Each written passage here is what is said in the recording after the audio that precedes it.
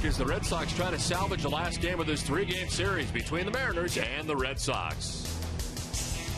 Hi again, everybody. I'm Don Orsillo, and welcome to Red Sox baseball. Well, the Red Sox have really been operating with two aces over the last month or so. Josh Beckett, who's been outstanding, and John Lester, who started a little slow this year, but like last year, pitching very well lately. In our leading off segment, brought to you by Firestone, we review the last 6 starts. His only loss against Florida, wins the last 2 times out against Washington and Baltimore, and he comes off arguably his best outing of the year, in which he allowed just 5 hits over 7 shutout innings, striking out 8 without walking a batter against Baltimore on Monday. He's allowed 2 or fewer earned runs in 5 of his past 6 starts. He likes the way things have been going.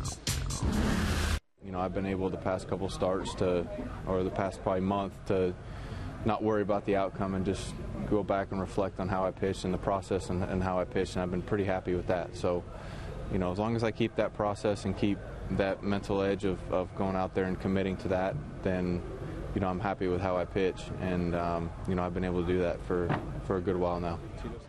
We welcome in Sean Casey. And Sean, the Red Sox have been tangled in some very tight games lately. Yeah, they have. I mean, their last 4 games have been decided in the last inning, 1 run. I think the big thing with that is when you talk about playing games close like that every night in and night out, there is a certain stress level for the players. You're looking for that game where you win by 4 runs, or you put up a big lead and you can hold on to it, where you can relax a little bit. And I think one thing that does show when teams are playing close games like that, and there's some good pitching going on. I think the Red Sox have good enough pitching where they keep doing what they've been doing. They're going to start winning those close games, and that's why they're up in the top of the East right now. Red Sox are trying to get it done today in the last game of this series. It's Rhode Island Day from Fenway Park. We're back to the first pitch after this.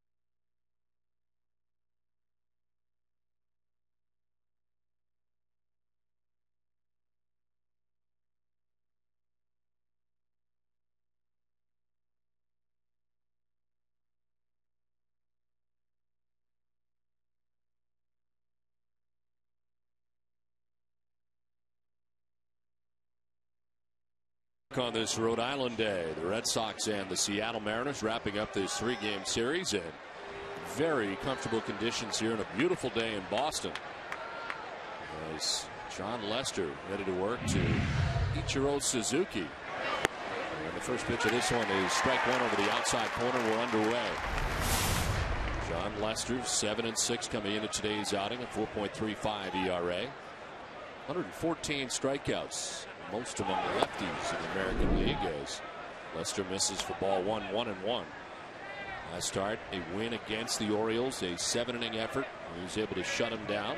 Back-to-back victories, Washington, and last time out that start against the Orioles. On the ground, and Nick Green at shortstop. Got to hurry up with Ichiro, and it's done down nicely by Katzo. Junior announcer day here on this Rhode Island Day from Fenway Park. Here's the Mariners starting 9. Hi, my name is Jake. Here are the starting lineup for the Seattle Mariners. In right field, Mr. Ichiro Suzuki. At first base, Mr. Russell Branyan. At second base, Mr. Jose Lopez. The DH, Mr. Mike Sweeney. In center field, Mr. Franklin Gutierrez. Left field, Mr. Ryan Langerhans. Catching, Mr. Kenji Jojima. At third base, Mr. Chris Woodward. And the shortstop, Mr. Ronnie Sandino. Nice job, Jake. The Seattle Mariners lineup is not easy. It really isn't. He did a Especially great job. Langerhans. Yeah, We've been calling them longer hands. We don't know what to call them. You name it. I've got every combination there's been. As Russell Branyan stands in, he's easy, and he fouls it back to the backstop. You know, interesting right there. We're looking at the first at bat against Ichiro, but this first at bat against Branyan, you know, as a lefty on lefty right there, it looked like Russell's looking to jump the first pitch. Johnny Lester drops him a curveball, then comes back with the fastball to back him in 0-2. Just an interesting combination, your first at bat.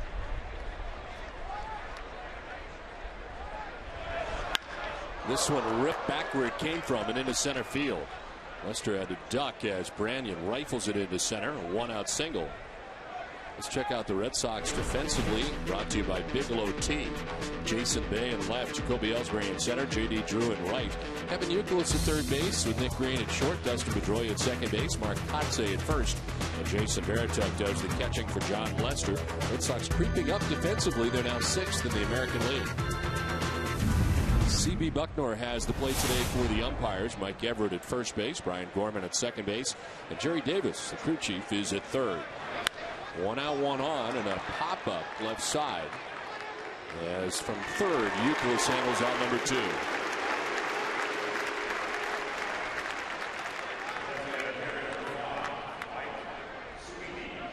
So 2 down. Russell Branyan at first base, and Mike Sweeney's first appearance of this series. A .252 average, 3 homers and 15 runs batted in. At one point, he was one of the game's best hitters as a member of the Kansas City Royals. There was a 4 or 5 year period there where he was driving in.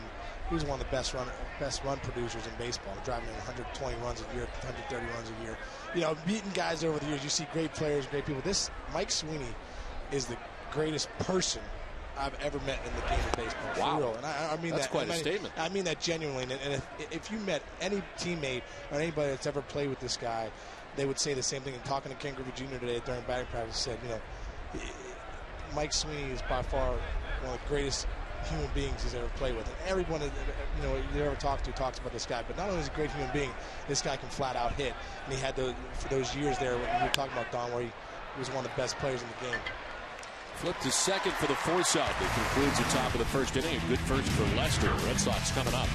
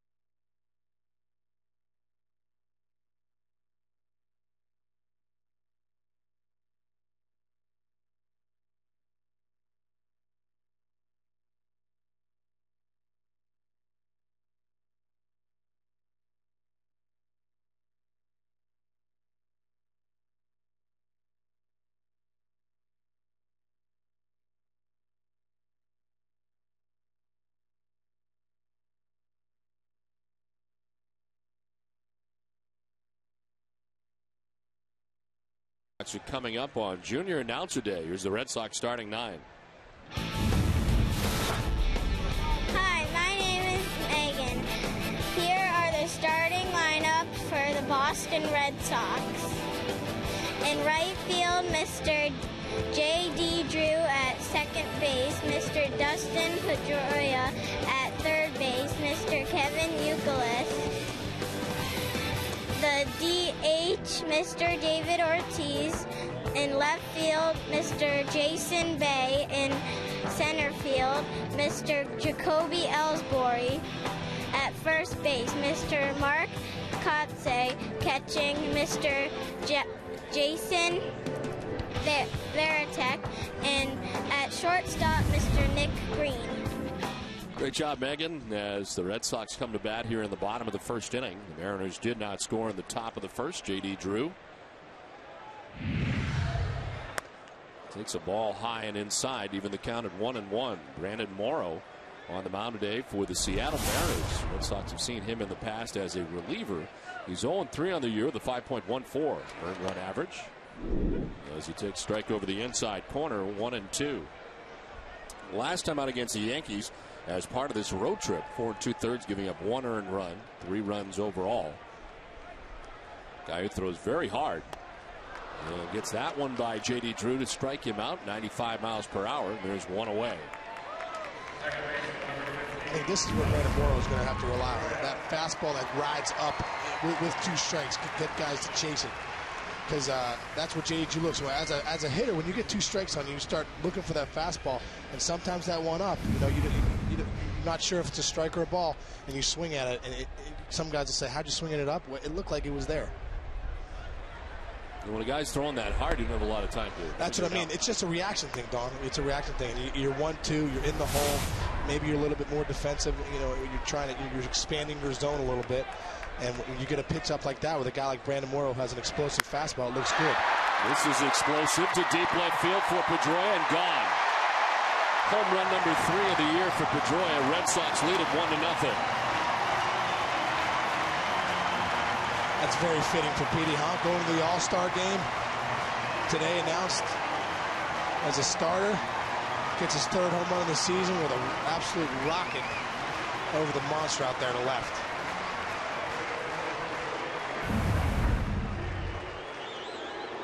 Here we go. He gets a pitch middle in, and Petey loves the ball up. He's a great high ball hitter.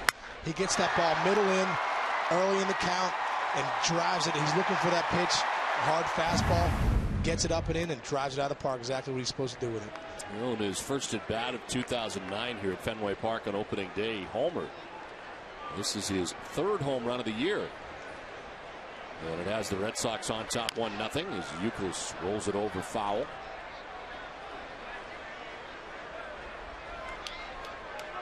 Well, that battle went down to the wire as far as who's going to start at first base, but it is not going to be Kevin Youkilis this year as Mark Teixeira gets the nod for, of course, the starting job. Youkilis will be going, of course. Yeah, well, I think that, pick your poison. Right. Teixeira's having a great year, and Yuke's obviously one of the best players in the game, too. He's having a great year, and, I know everyone here in Boston, and a lot of people would like to see Yuke win that, but a lot of people wanted to see Teixeira win it, and he just ended up edging him out. But it was a good battle. It was unbelievable how close the votes were, and within, hundreds and thousands of votes. It was just pretty cool how it came down to the wire.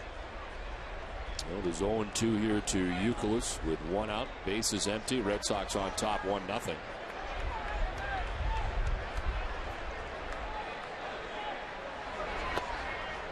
And it's outside for a ball, 1-2.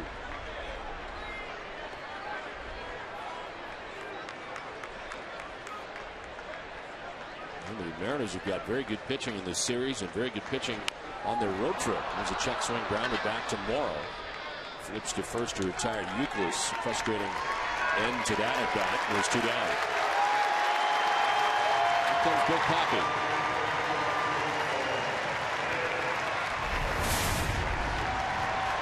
Leave it at 221, 8 homers, and 36 runs batted in.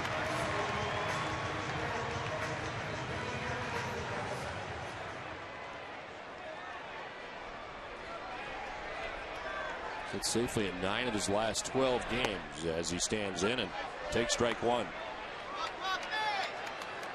0 for 5 in this series against the Mariners. He came off the bench yesterday to pinch hit for the 2nd game in the last 3 days. He bats in the 4 spot as this one skips to the backstop. 1-1 with a piece of C.B. Buckner. Had a good at bat yesterday when he came in to pinch hit. Ended up hitting a good line drive to right, and Lopez was playing short right field. Caught at second.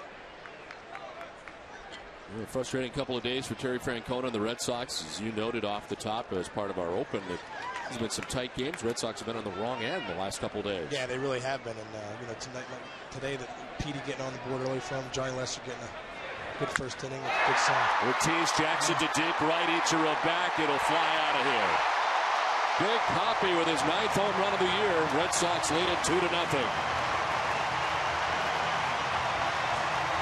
That's a great sign. He's been swinging the bat so much better these last few weeks. Looks like him and Dave Magadan are really getting things going. But that's Big Poppy right there.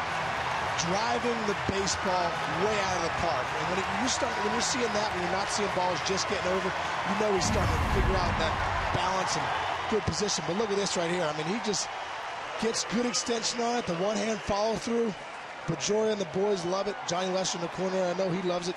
Another run on the board for him, but look at that balance. He gets that rotation back with his back leg, loads that backside, and unloads on the ball. Jason Bay with a big cut as David Ortiz with his 9th home run of the year. 8 home runs in his last 25 games. This one fouled off to the right. Morrow had given up 4 home runs coming into this outing. He's given up 2 home runs in this inning.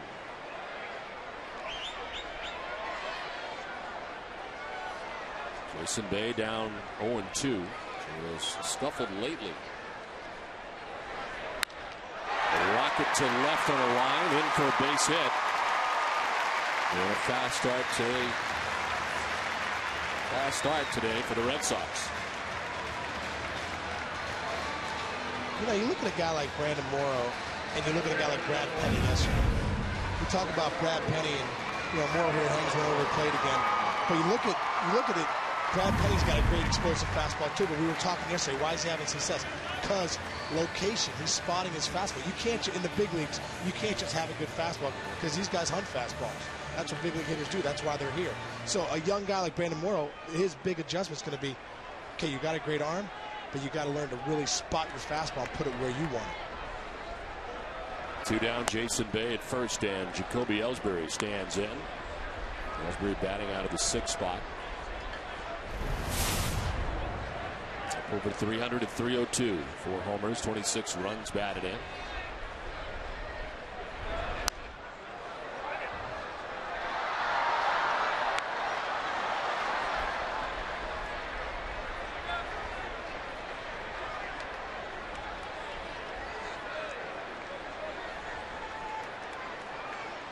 The Mariners winning the first 2 games of this series. First game in 11 innings. Jakubowski's the winner. Corcoran ended up getting the win yesterday. Losses for Ramon Ramirez and Takashi Saito in this series. And a good start today. 2 solo home runs and a single in this inning. Ellsbury has feasted on right-handed pitching, hitting at .311 against right-handers.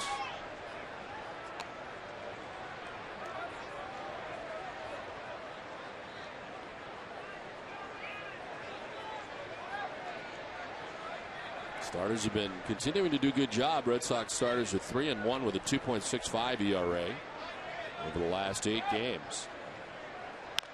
2-1 chop to first. It is Branyan who takes it himself to end the inning. 2 home runs in the inning for the Red Sox. A solo shot for Dustin Pedroia.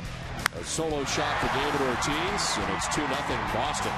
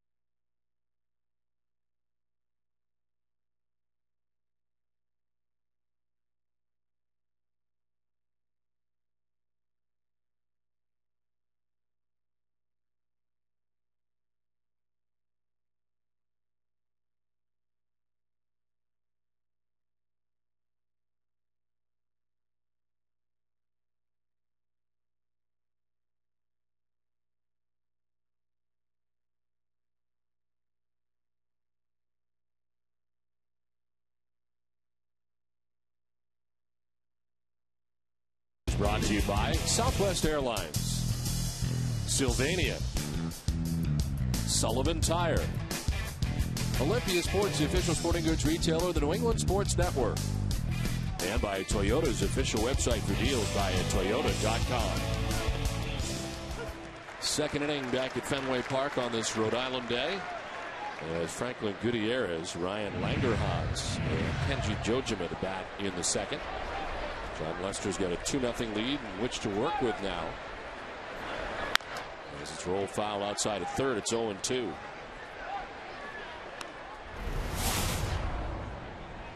Gutierrez playing in all 3 games of this series, starting in center field again today. Mariners have to be very happy with this road trip, as they've taken the first 2 games of this series and they played to 500, starting in Los Angeles against the Dodgers, playing against the Yankees, and then coming here to Boston, part of this 9-game, 10-day trip, and it's worked out great for him so far. That really has. I mean, if you're Don Wakamatsu, you have to be pleased with coming to play 3 quality teams like they have, and coming out there a winner. And that's what you want when you go on the road, especially when you're playing teams like the Dodgers, the Yankees, and the Red Sox. You'd like to go back with at least a 500 record. Lester strikes out Gutierrez for the first out here in the second inning. First strikeout for Lester.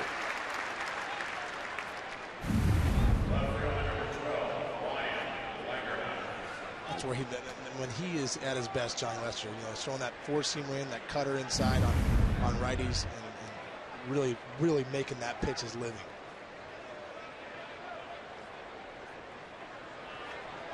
One out for Ryan Langerhans.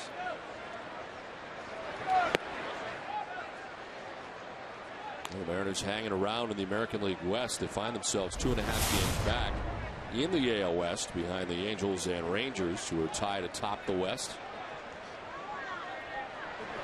So fouled straight back, 1-1. Look at the standings. The Oakland A's having a tough season so far this year. A's will be here as the Red Sox continue this homestand. The return of Nomar Garciaparra to Fenway Park. This one is chopped foul, and it's 1-2. Red Sox begin a 3-game series against the A's tomorrow night here at Fenway Park, and then the Kansas City Royals will be in before the All-Star break.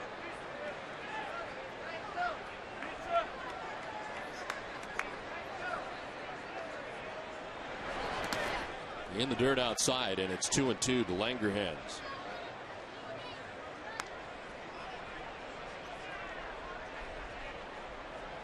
Red Sox with a 2-0 advantage, but you can't count out the Mariners. Yesterday was their 23rd come-from-behind win this season.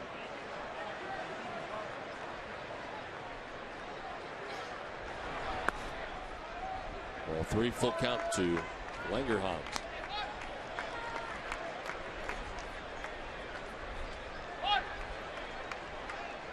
Johnny right here is trying to get Langerhans to chase that slider. He hasn't really bid on it yet.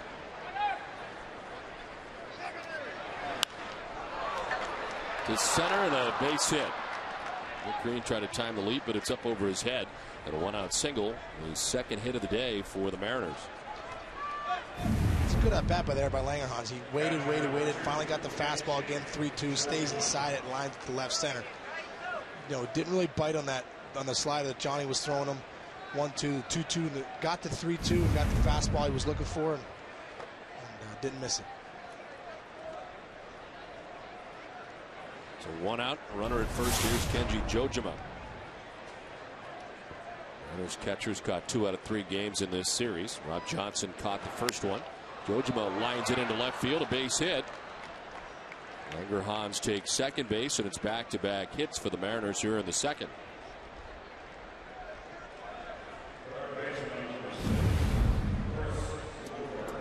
Another first pitch fastball. Jojima looks like he was first pitch fastball swinging. Got it. It's a nice line drive to left. So 1 out, 2 on. Chris Woodward coming up, the third baseman for the Mariners. Woodward, the former Toronto Blue Jay, hitting at .357. 4 homers and 3 runs batted in.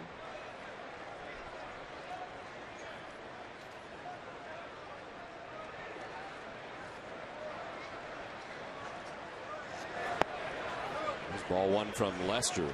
Lester did not walk anybody in his last outing. His 7 shutout inning performance at Baltimore against the Orioles. He threw 108 pitches in that outing. He struck out 8 while not walking anybody.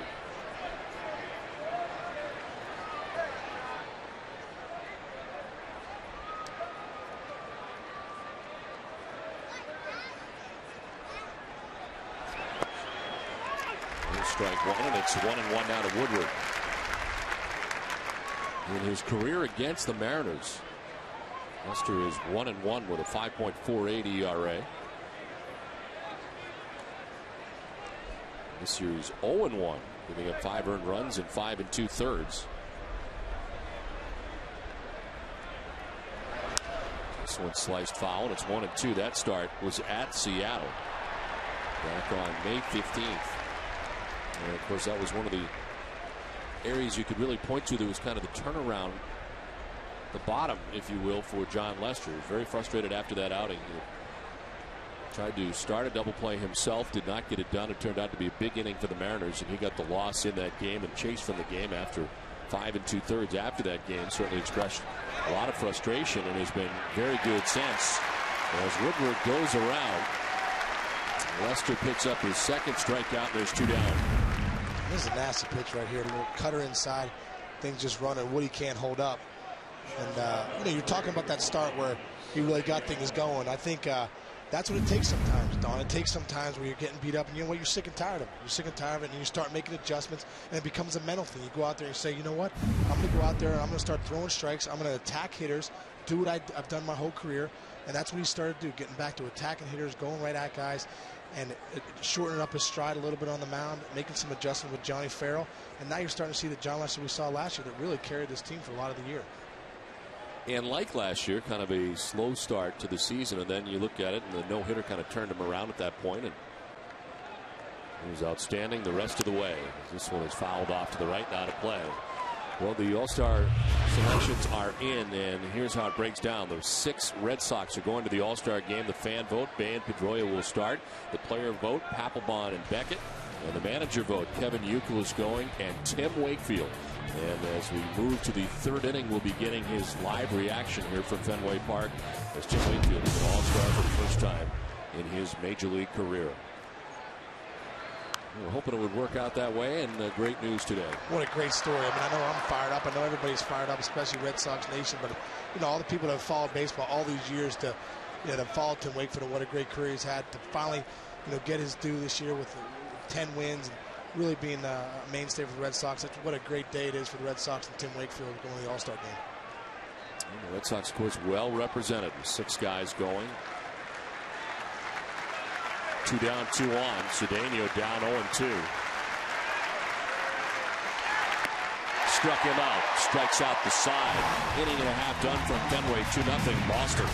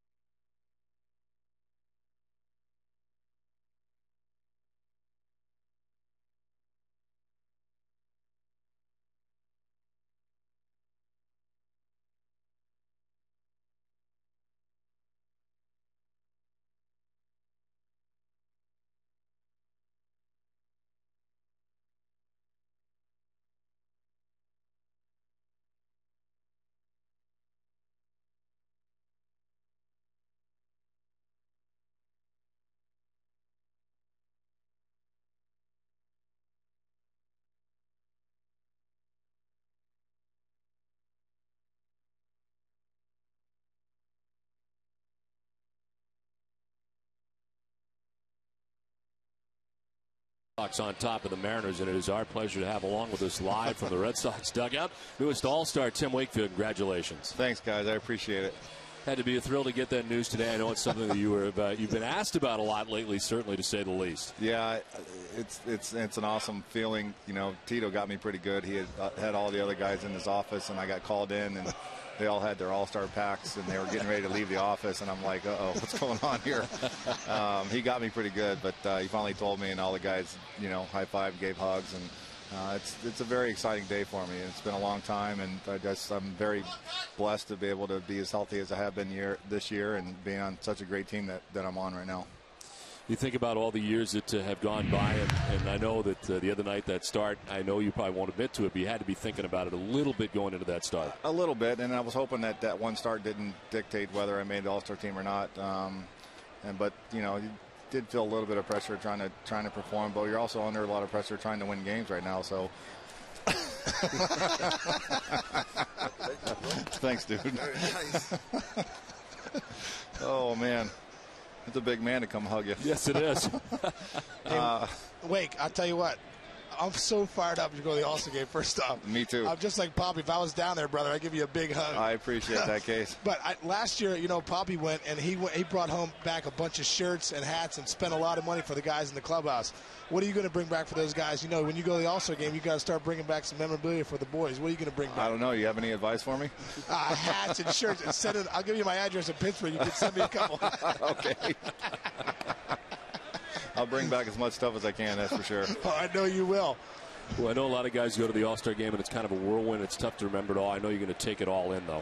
Yeah, I will. You know, and that's, you know, I've talked to David, and I've talked to a lot of guys that have been, and he said just enjoy your time and, you know, share it with your kids and your family. And I'm really looking forward to taking my son Trevor and my daughter Brianna to their first All-Star game too.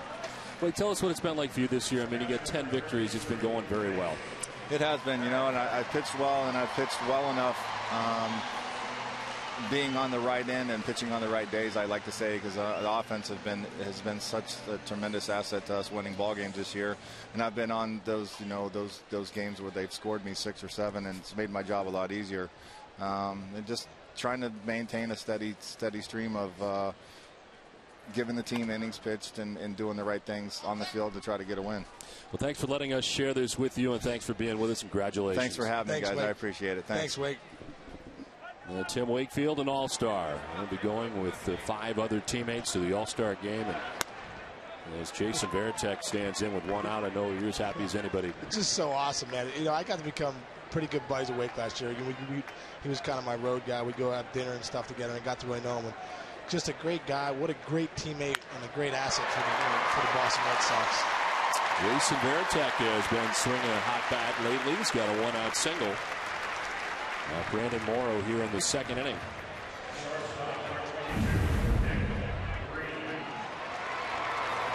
Nice job by Tech, really staying through the ball. Doesn't try to do too much. The ball had a little tail on it at the end. Stays right through it, lines it up the middle. Great piece of hitting. He wasn't doing that last year. Last year, Tech, that ball, he rolls over that ball. He's out front and swings and misses. This year, he's driving that ball at the middle. You saw the other day, he's driving the ball out of the ballpark. I just feel like he's simplified things, and he's doing a lot of things better this season. The line out for Nick Green. He's out even before he got out of the box. And there's 2 down here in the 2nd inning. So 2 outs for Varitek at first, and it's back up top for J.D. Drew. The Sox taking some pretty good swings here against Brandon Morrow. To say the least, they've hit the ball hard these first couple innings. A lot of line drives and a lot of balls well struck.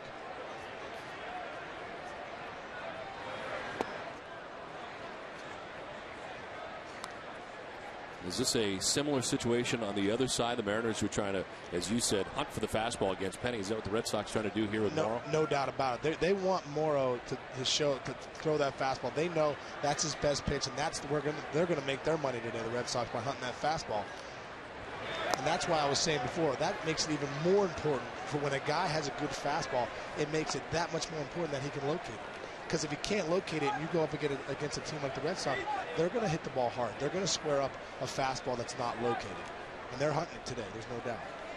Well, for Morrow, back-to-back outings against 2 very good offenses against the Yankees last time out. The Red Sox today jumps ahead of Drew 1-2. against the Yankees, he lasted 4 2/3, giving up 3 runs, 1 earned. Through 98 pitches in 4 2/3 innings.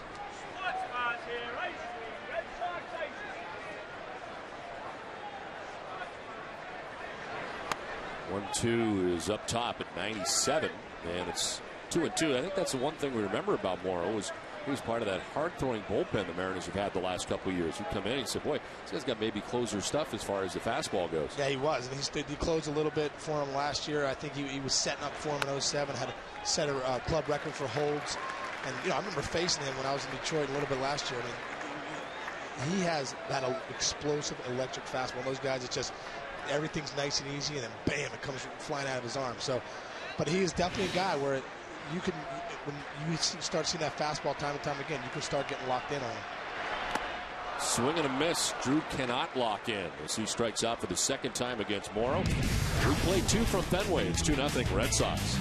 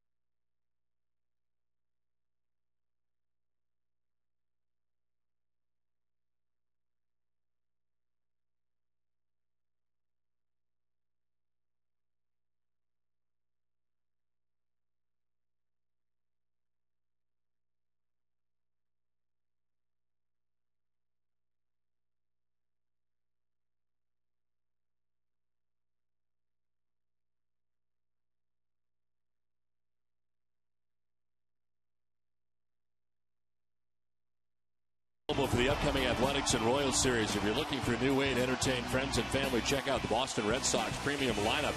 Limited number of pavilion suites for 20 to 25 guests, and some of the smaller all-inclusive premium packages have recently become available. For more information, call 617-226-6025 or email premiumsales@redsox.com now. It's 2-0 Red Sox on top as we head to the 3rd inning. Tim Wakefield just got a great ovation here as they announced the All-Stars to this sellout crowd at Fenway Park. And Wakefield was the last announced All-Star here at Fenway, and the crowd standing for Tim Wakefield, the elder statesman of this Red Sox team.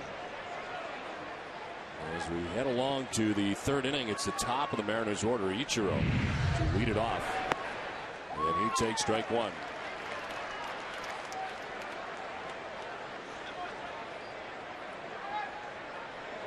John Lester, 28 pitches. Ichiro, a wild swing. It's 0-2.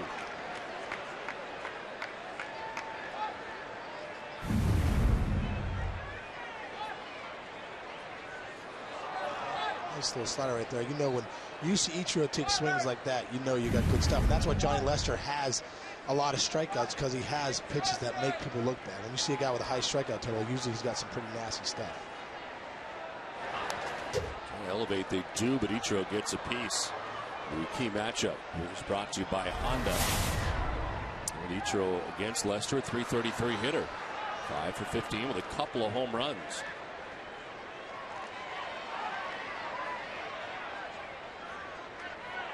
And Ichiro in the month of June had 44 hits, 108 at bats, at 407 in June. He's just been a hit machine. As he gets another one, a base hit to right field. fourth Mariners hit of the day. Let's check in with Heidi Watney.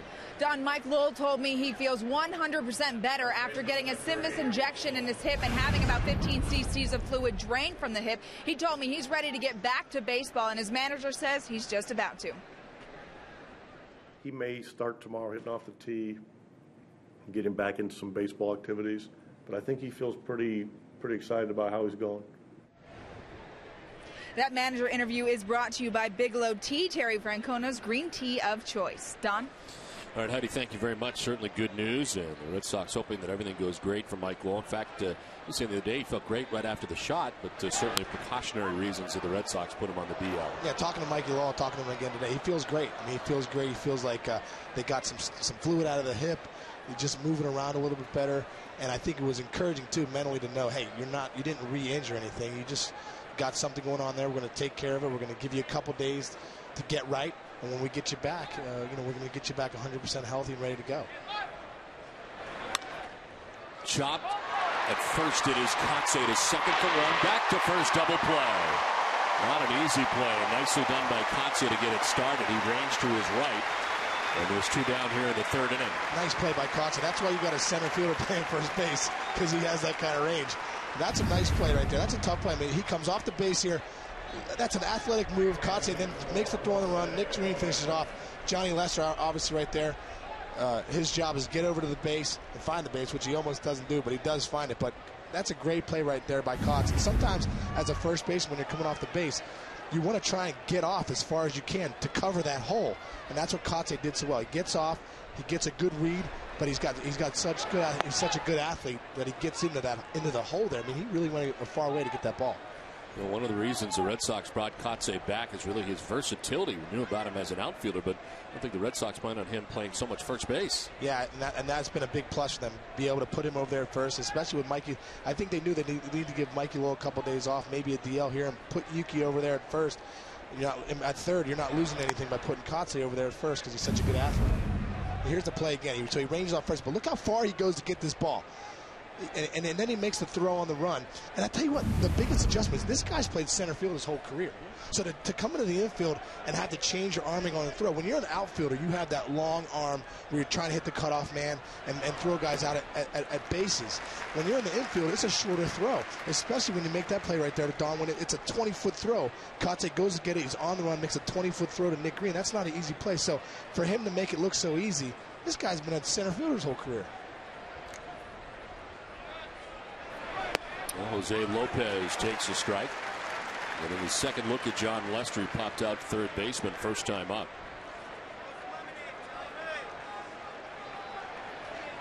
Remember when Kevin Uke was moved from third base to first base, he was talking about the footwork. As Lopez strikes out, it is the fourth strikeout for Lester, 2.5 in the books, 2-0 Red Sox.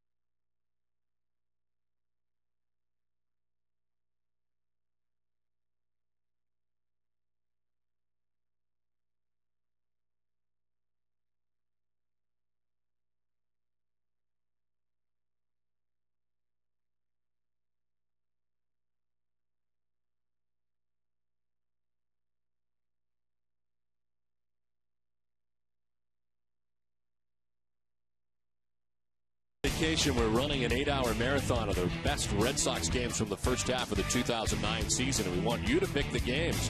Visit the Sox in 2 show page on NESN.com to review our list of candidates and vote for your favorites to build the marathon's lineup. Then tune in to the Sox in 2 Best of 2009 Marathon on Wednesday, July 15th, beginning at noon. John Lester has 4 strikeouts through the first 3 innings, 3 shutout innings. Will help on a double play defensively in the 3rd inning. And it's on to the bottom of the 3rd. Dustin Pedroia leads it off and takes ball 1 outside. It is Pedroia, Youkilis, and Ortiz to face Brandon Morrow. He's thrown 36 pitches. Pedroia with a solo home run in the 1st inning. Back to that first base thing, though. I mean, how big a deal is footwork? I remember Yuka's talking about that a lot. Yeah, it's funny because sometimes you think you can just put anybody over there at first, and that really isn't the case. I mean, you have to learn the position, and that's why Kotze is such a good athlete, that he's picked it up pretty easy, and he's played it a few times, but the footwork's totally different. I mean, you've got to get to the base, and read the throw, and depending if the throws, if you're a right-handed first baseman, the throws to your left, you got to get to the inside corner of the base, and if it's to your right, you got to get to the outside corner of the base, and if the ball's up over your head, you got to get on the base and back off the base. I mean, there's just so many things on picks. You go get the pick. You stay back on the pick. You're trying to make the other infielders look good. You're trying to save errors and win ball games. And having a good first baseman, makes everybody better. Pedroia lifts it to right. Ichiro has it sized up, and he makes the catch for the first out. We're talking about the Red Sox All-Stars. How about the All-Star starters for both leagues? In the American League, Joe Mauer far and away. A tremendous season this year as always. Teixeira beats out Youkilis at first. Pedroia going for the 2nd time. Evan Longoria this year at 3rd base. Derek Jeter at short. Jason Bay with an all-star start for the Red Sox. Ichiro just made that last catch. Josh Hamilton has been banged up, representing the American League. Youkilis to left. Langerhans with a good running grab onto the dirt of the warning track out there in left field, and there's 2 down. And over on the National League side, it is Molina who goes. Pujols having an incredible year. Chase Utley, David Wright, Hanley Ramirez, Raul Ibanez, who's been banged up with a groin problem, Ryan Braun of the Brewers, Carlos Beltran for the New York Mets. Sean Casey, a 2-time All-Star. Our director was there more. 3-time, Don. 3-time. Wow. I shortchanged you of a year. 99, 01, and 04. It's not bad. I remembered 2. I did not remember 3. I know. No, that's all right. No problem, Don. Don't worry about it. I tell you what, though, looking at All-Stars this year, it is so impressive what Albert Pujols is doing. It is unbelievable to see the numbers he's putting up. It's almost starting to look like, a Nintendo game as far as what he's doing. I mean, 30-some bombs in the 80 ribbies. I think he's hitting around 330. It's just impressive. And you talk about that lineup's not all overly impressive. Right. You know what I mean? And he doesn't have a lot of protection. Yeah. And then you always talk about guys having protection. Well, great hitters hit great pitches. So he has all those intentional walks. Guys are trying to pitch around him. But when he gets that pitch to hit, he is not missing. Well, he has been incredible to watch. All the numbers before the break have been staggering. As I mentioned, 82 RBIs, 31 home runs, and a .336 batting average. It's all good. It's all good in his world.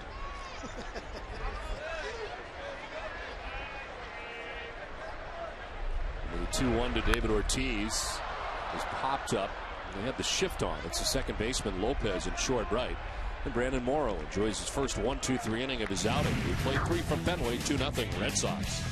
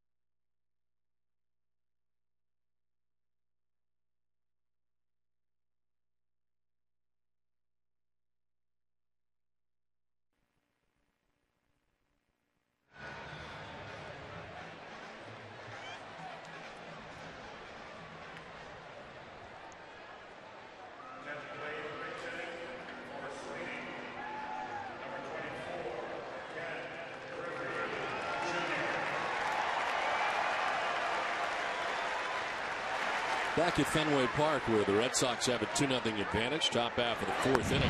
And a pinch hitter for Mike Sweeney, the DH. Not sure if he hurt himself or what, but Ken Griffey Jr. is in there now as the DH.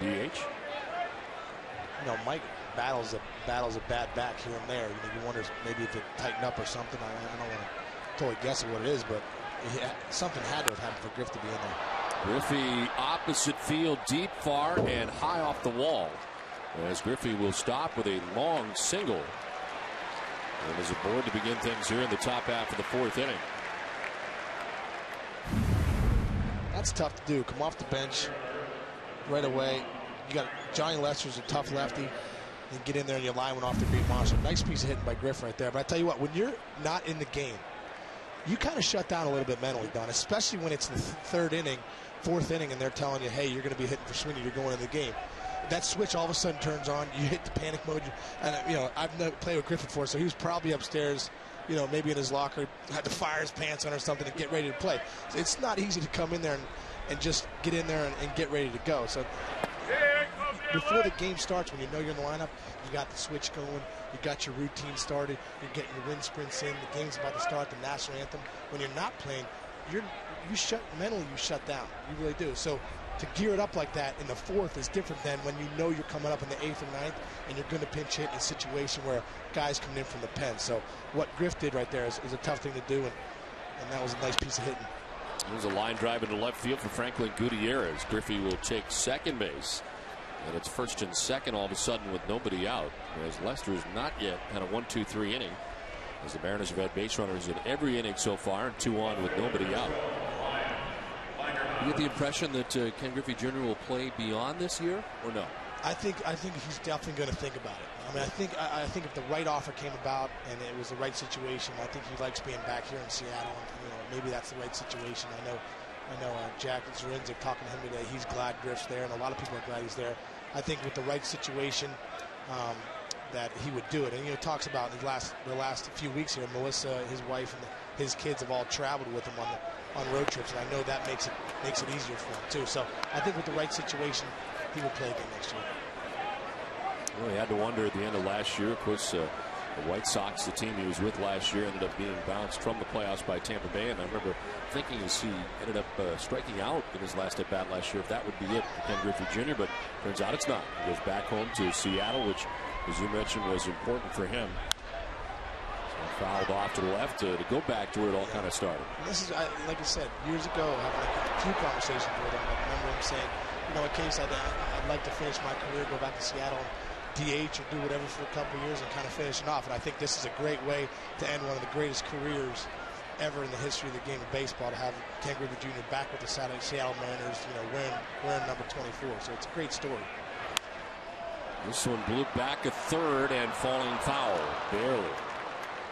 When you think back to the Mariners team and whether or not if they could have held on to, let's say, Ken Griffey Jr., Alex Rodriguez, Randy Johnson, I mean, where they would have been, and wow, how many championships maybe they could have had. They had some special players. We're talking about two of the greatest players to maybe ever play the game of baseball, Alex Rodriguez and Ken Griffey Jr. And not only did they play for the Mariners, they were developed by the Mariners. They were drafted by the Mariners, both #1 overall picks, and they came there. And it was just what an impressive thing that they would have been able to do to keep Randy Johnson and Griffey and A-Rod together for many years.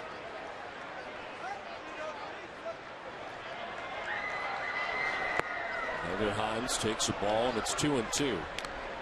A single to center field in the 2nd inning. That's with Griffey Jr. at second base, Gutierrez at first. And G. Jojima waits on deck.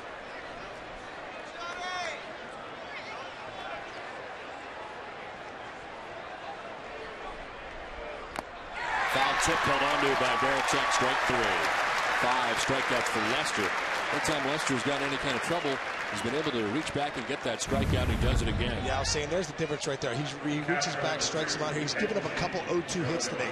And I think that, you know, he needs to continue to do that, put guys away, get a pitch where he can put guys away. And that's his strength right there. That fastball, you know, that's up and that it has a lot of life on it. But Johnny's got that kind of arm that can blow it by somebody. 1 out, 2 on. Kenji Jojima, the batter, who singled to left field first time up.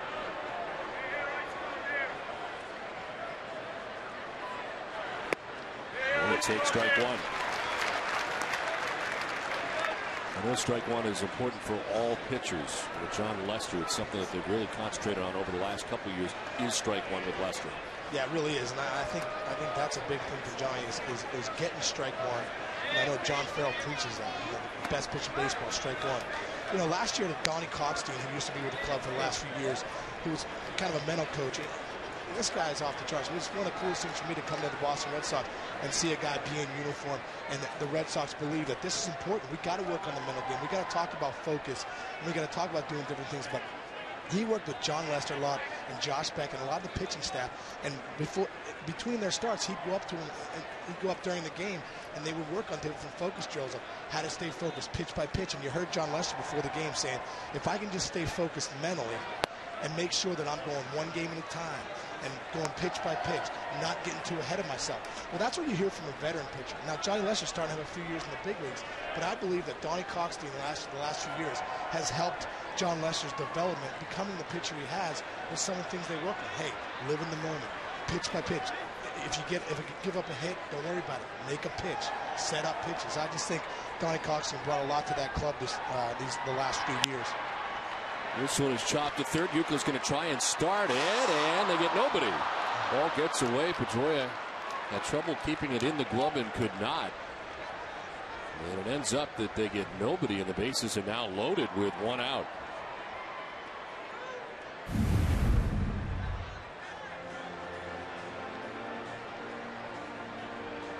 Just a situation right there. Uke throws it.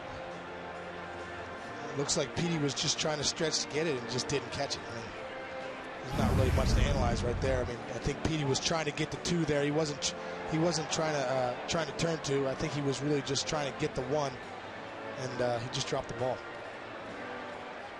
He's charged with the error, his fifth of the season. So fielder's choice allowing Jojamin to reach. The error committed at second base by Pedroia. Its bases loaded, one out, a chance for Chris Woodward.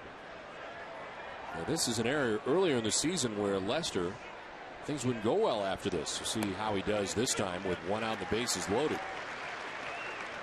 Because earlier in the year, it was kind of one thing would happen behind him, and all of a sudden, a big inning would happen. Now, this is a situation right here where, like we talked about before, you can't worry about its bases loaded. You can't worry about you just had an error behind you. You got to try and make a pitch here, get a ground ball, and try and get yourself out of the inning. Woodward couldn't hold up, then he's down 0-2. Half-hearted swing, and it changed his mind in the middle. That's the part as a player sometimes that's what separates guys in the big leagues from the minor leagues, is that you can't worry about circumstances, things you can't control. Like John Lester can't control that Petey didn't catch the ball. What he can control right here is making good pitches, is making Woodward work, is making a pitch to maybe get a ground ball or a strikeout. Those are things he can control. Playing catch with Jason Barrington.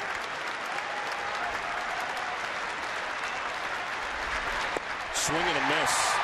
Takes control as he strikes out Woodward. 6 strikeouts for Lester, 2 down. And he went right at Woodward. I mean, he went right at him. He threw 3 great pitches. And right here, he gets a downward bite on a slider.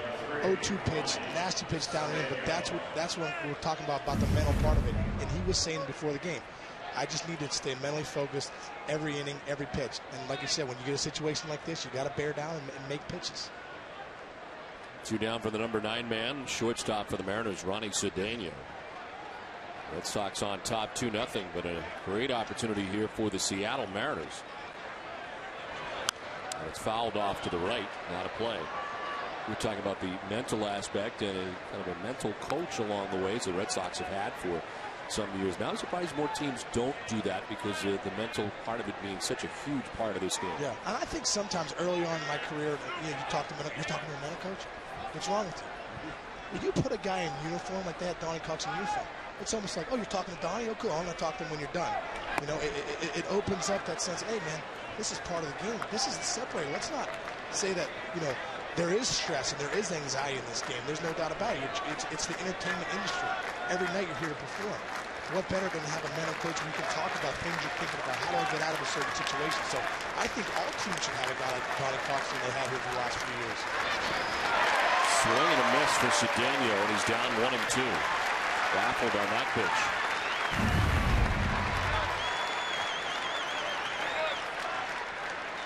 another good slider right there. I think that pitch right there, with his fastball and that one working, is going to really help him today. And you've seen he's got a few strikeouts with that pitch. Does not want to deal with Ichiro. Like take care of matters right here with Ronnie Cedeno. A 1-2 pitch. Cedeno down the line and right. This is trouble on the run is Drew. It is a fair ball and it rolls down to the corner. It will clear the bases. We'll see if Cedeno can come around. He will go to third base, and they're going to stop him there as the throw comes in. But a bases clearing triple, and the Mariners take the lead. Worst case scenario there down that right field line. And it just does get in, and then by Drew to the corner. Just too good a pitch. And Johnny knows it. I mean, it's 97 miles an hour, but it's too good of a pitch for Cedeno to handle. I mean, he buries that slider the pitch before, down and in, and really just try to throw an outside fastball right there, something I think off the plate or right on the corner, and it just came back over the plate, and it was just too good a pitch to Cedeno right there. Well, you get down to that area in the right field corner where the ball gets by the right field, and you start thinking about inside the park. And Cedeno got to third base with a triple, drives in 3 runs. Now Ichiro dropping the bunt down. And it is foul. Ichiro getting another chance. Cedeno is not breaking on the play. When you get down to that corner and it gets by that right fielder, you get a chance. Yeah, and you see how it jets out right there. I mean, you got Pesky's pulled and it jets straight out. And then J.D. Drew made a great effort on the ball, but it started kicking around that corner, and Cedeno can run a little bit. And he did a good job of getting it in, keeping the third. One sliced foul back into the seats, and it's 0-2.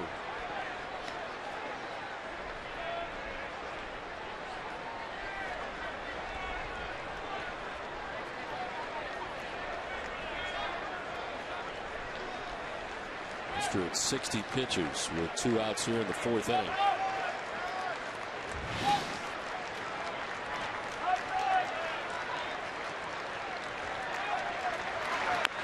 Ichiro back to the mound to Lester. He'll flip to first. It'll end the inning. But the Mariners scored 3 times and take a 3-2 lead.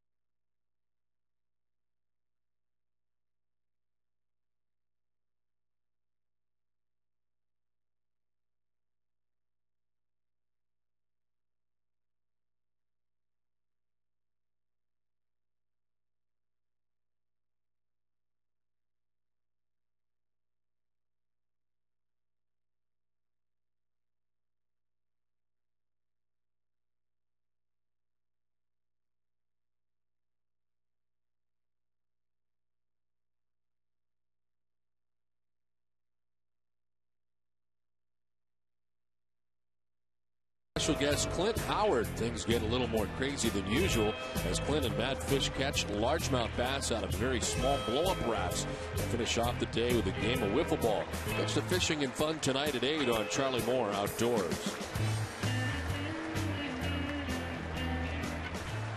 This did not end well for the Red Sox after the error at second base. John Lester unable to get Cedeno, drives in 3 runs with this triple down the right field line. You saw John Lester's reaction too.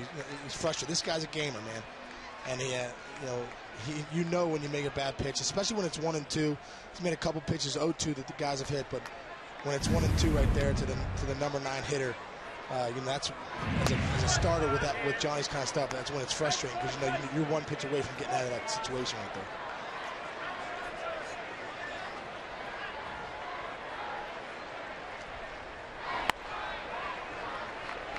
Jason Bay, Jacoby Ellsbury, Mark Kotze. Look at this run back. Red Sox had a 2-0 lead, now trailed by a run. Bay with a single his first time up.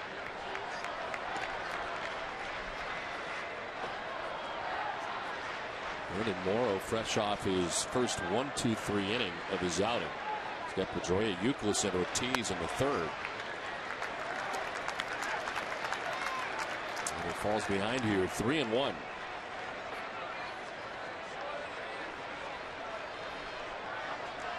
This is the 50th pitch of Brandon Morrow's outing. And it's ball 4. Let's check back in with Heidi. Well, Don, everyone's favorite mad fisherman Charlie Moore is here at Fenway today, and you just mentioned the great show he's got tonight on NESN at 8 o'clock with Clint Howard. But when I asked him today, that's not what he wanted to talk about. It's Clint Howard, Ron Howard's brother and stuff like that, you know what I mean? But I don't want to talk about the guests. We got a new season of Summer of Fun. It's going to be awesome. I want to talk about Don. Don was booked to do the Charlie Moore show, and then he bailed. You see? He complained for 9 seasons, right? 9 seasons. Because you know what Don's worried about? Don's worried about not enough airtime when the Sox season's over. That's what he's worried about. You're laughing because you know I'm right. Charlie Moore. He's a funny guy. He just buried you right there. Yeah, bunted. Did you really big league him? I did. I did have to cancel. I had another commitment, and I had to bail on the show, which Charlie doesn't like once he's booked the show. And then you got to cancel. You hear about it forever. And here I am hearing about it forever. I got a feeling Charlie Moore's the kind of guy where you cancel on that guy, he's going to have that same promo for the next 10 years. Even if you go on his show eventually, he's still going to bury you. Yeah, absolutely. I felt very badly about it. 1 out, Jason Bay at second base. Mark Kotze, the batter. He grounded out to first base in the second inning. You do have the last word, though, Don. We are on the air. I mean, you could always bury Charlie, and then he could come back to you again and bury you. We could get this thing going. Then we could have somehow to talk to WWE Wrestling and see if we can get a pay-per-view event. You versus Charlie Moore for the belt.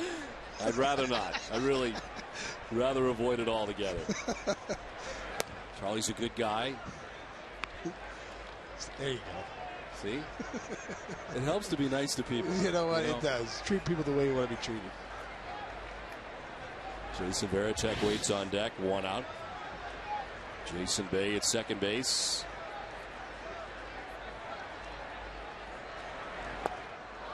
And it's 1-2.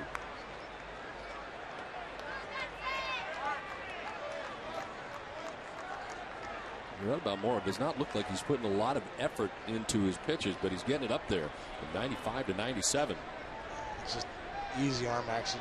Everything's nice and easy about his delivery. Elevates, and Kotze chases, strikes him out. Third K from Morrow. And there's 2 down here in the 4th inning. There's that 2-strike high fastball I'm talking about again. That's what good pitchers do, and that's what Brandon Morrow locates that one. Great right there. If that's down a little bit, Kotze hits it, but he elevates it just above the belt. And as a hitter, when a guy throws that hard with that kind of easy arm action, it looks like it's there, and you swing through it most of the time. So 2 down for Jason Varitek, who singled his first time up. He's got 1 of 4 Red Sox hits on the day.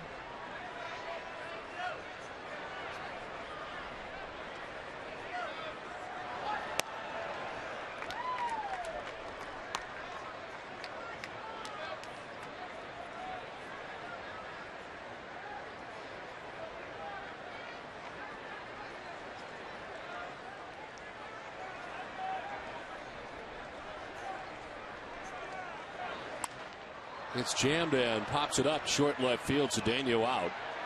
And the shortstop for the Mariners makes the catch. It ends things here in the 4th inning. Morrow works his way around a leadoff walk. 3-2 Mariners.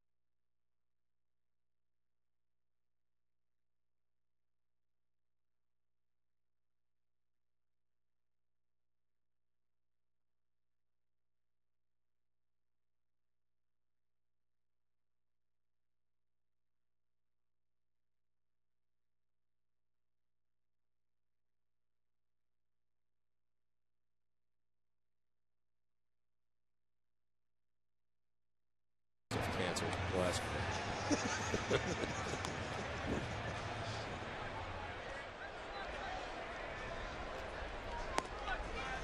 Tonight at 10, tune in to Nesson for Sports Desk Lights Out, presented by FW Webb. Find FW Webb's 27 bat centers at frankwebb.com for all the latest details on Major League Baseball's All-Star Game selection and a preview of John Smoltz's Fenway debut in a Sox uniform and Nomar's return to Fenway Park. It's all tomorrow, plus a complete recap of the Wimbledon men's final this morning. It's all coming up tonight on Nesson.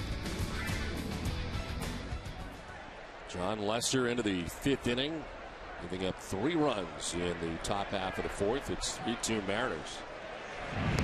Russell Brandon leads it off, a swing and a miss for strike 1. Brandon has singled to center and grounded into a 3-6-1 double play.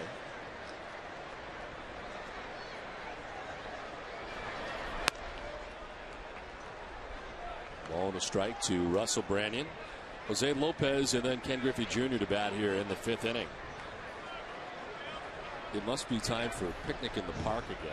I just have that feeling. I don't know what it is. It is. Joining us in the booth as this 1-1 is fouled off is Mike O'Malley, back in town again. Good to see you, Mike. What's up, brother? It's everyone's favorite segment when actors talk in the booth. Awesome. Love it.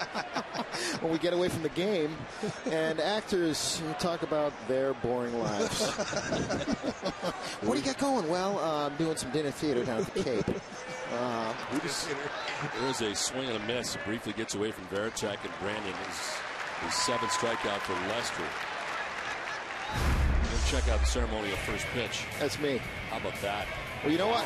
Here's the thing. I had Poppy do it so he could stand up, right? And so I'd have a big target. Suddenly goes down into a crouch. Felt like I was throwing it onto a dinner plate, for God's sakes. I was like, how about the eye black? It wasn't bad. He paid, you know what? He put your eye black on. Poppy put it on in the dugout. He painted me like a circus clown. He had it down to my chin. I was like, thank you. I'm 42 years old. You look like William Wallace from Braveheart right there. Pulling it down in your face. That was a nice cutter you threw there, too. Yeah, you know what it was? I told Poppy I was getting back for somebody who's hit him. I was trying to imagine what it'd be like to hit somebody in the left-handed side of the batter's box. But it was terrifying. Every time you say you're going to throw out the first pitch, all anyone says is, don't throw it in the dirt. Don't throw it in the dirt. So as long as I can, I just imagine I was hitting Matsui or something. Wow.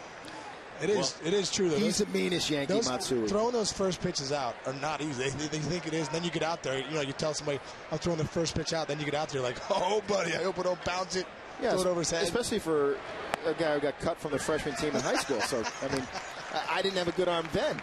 That's right. There's even more pressure. Yeah. Well, we're on 2 of these nights. We had Lenny Clark here the other night, as you remember. Wow, that was awesome. Lenny was out of control. Sean, I didn't know what to tell him. He said, what should I know about this guy? I'm like, I don't know where to begin. Just sit back and let Lenny take over the show. I did. I'm here to promote the Picnic in the Park, which I'm emceeing later on today. Yeah, it's to raise money for the Red Sox Foundation. Red Sox Foundation has been around for a few years now. They do great work. It's a separate foundation that the Red Sox have to raise money for a ton of great programs, and it's a great event. We're out here auctioning off some live things where people get to run around in the park and pretend they're Jim Rice, Fred Lynn, Jacoby Ellsbury. So my kids get to go this year. It's going to be great.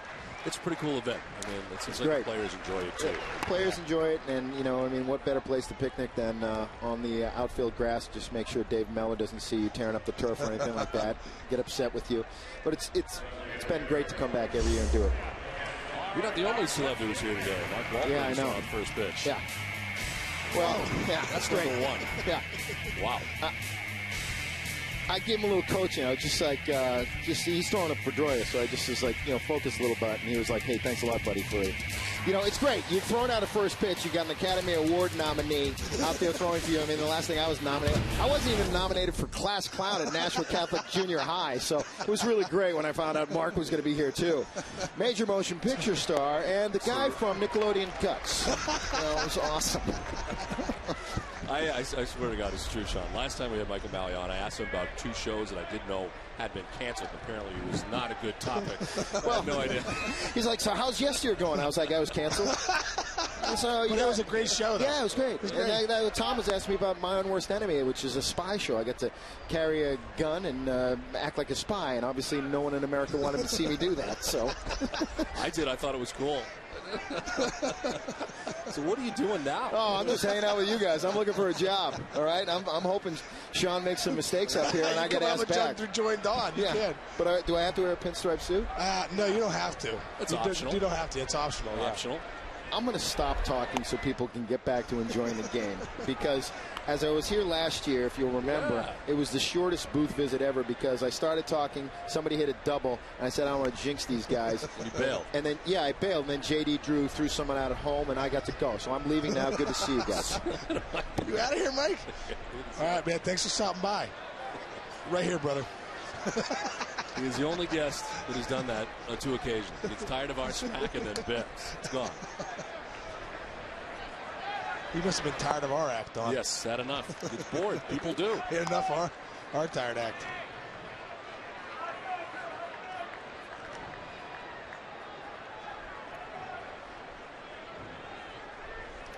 Jose Lopez at first base. First base on balls given up by John Lester today.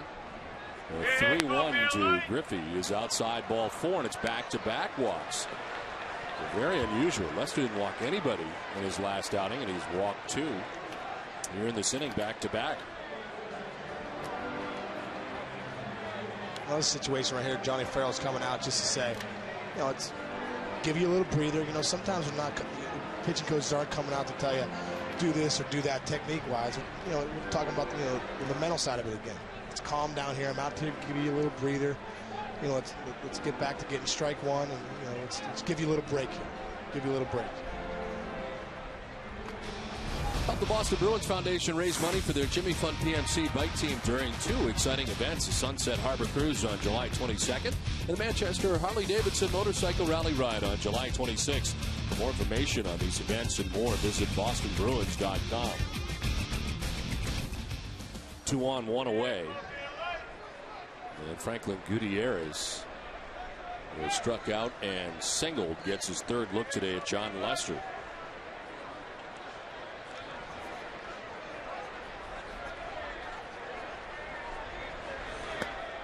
Swing and a miss for strike 1.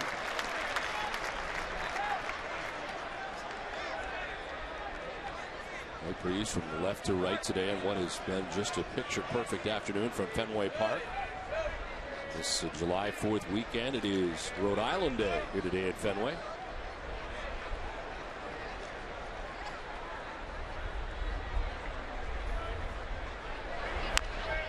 So a chop foul, and it's 0-2 to Gutierrez.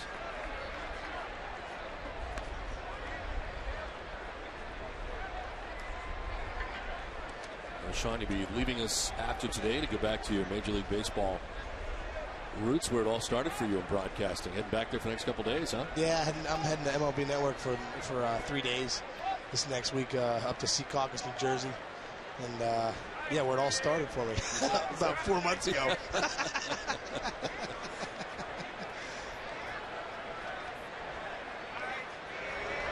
Gutierrez down the right field line towards the pole, but foul. It's time now for today's trivia question. It's brought to you by Aflac. We've got you under our wing.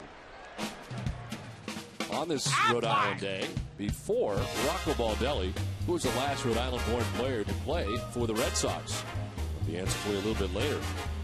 I'll tell you this, there have been 11 Rhode Island natives who have suited up for the Sox. 2 on, 1 away, and an 0-2 to Franklin Gutierrez. Rolls it foul.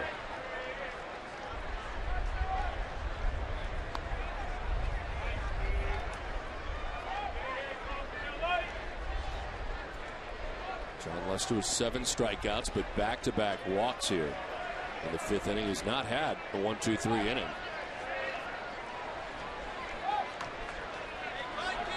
Bases loaded, triple by Ronnie Cedeno last inning, as the Mariners on top 3-2.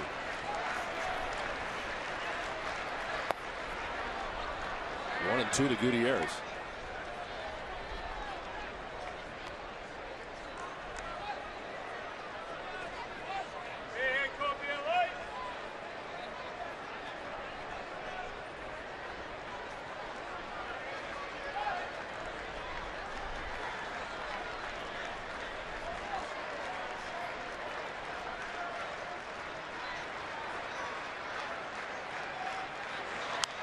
This one fouled off. If you're the Mariners, and they've taken this approach really the entire series, just trying to get the Red Sox starter out of the game.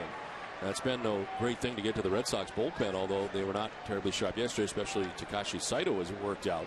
But they are bringing up this pitch count for the starters all series against the Red Sox. They've had quality at bats, and they did it against Penny yesterday too.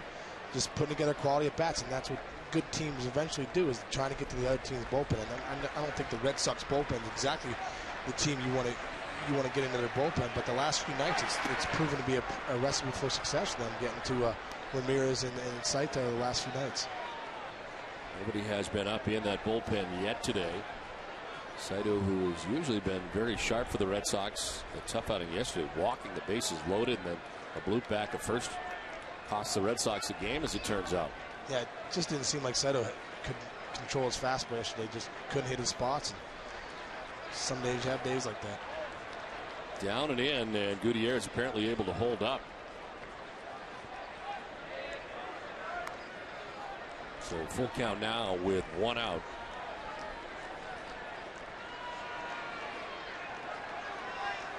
So Don Wakamatsu starts the base runners here.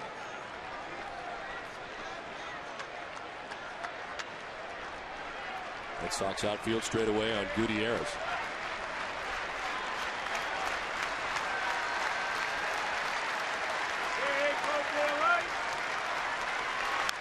Fouled off. Well, it's still 3-2.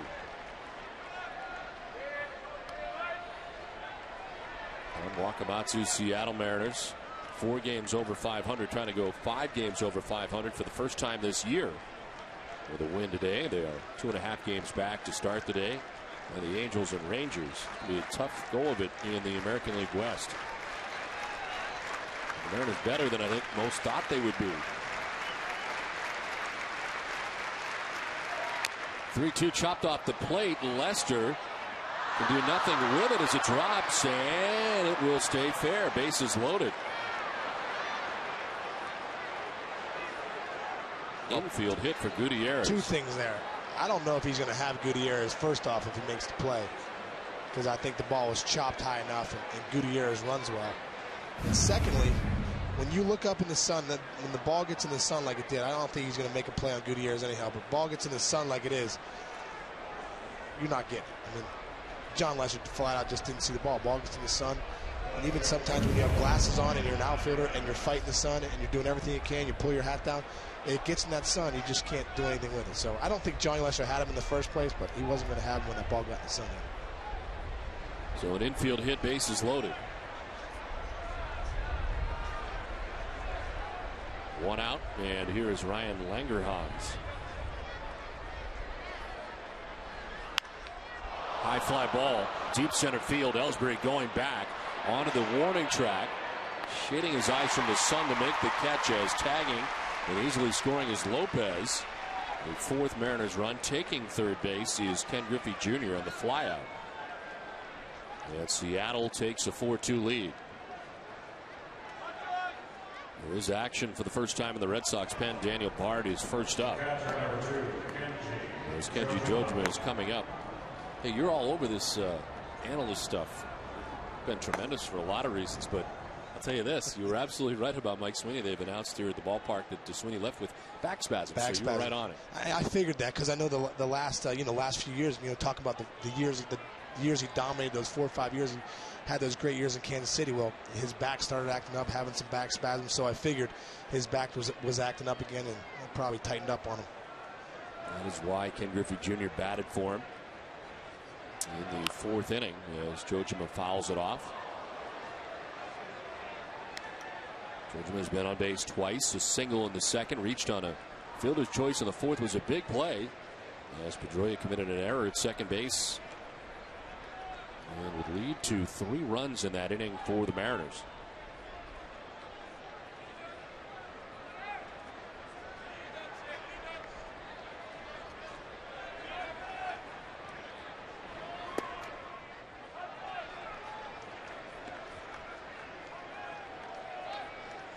Here's a situation right here. This is damage control. You got 2 outs. You're in the 5th inning. You're down 2. you really don't want Griffey to score to put you up 3. I think so. This is a situation here where Johnny Lester leads the Bear down, makes some quality pitches here to keep it at a 2-run game. Bunt down the third baseline. Youkilis on the run and in time to get Jojima. The Mariners pick up another run, 4.5 deep, 4-2 Mariners.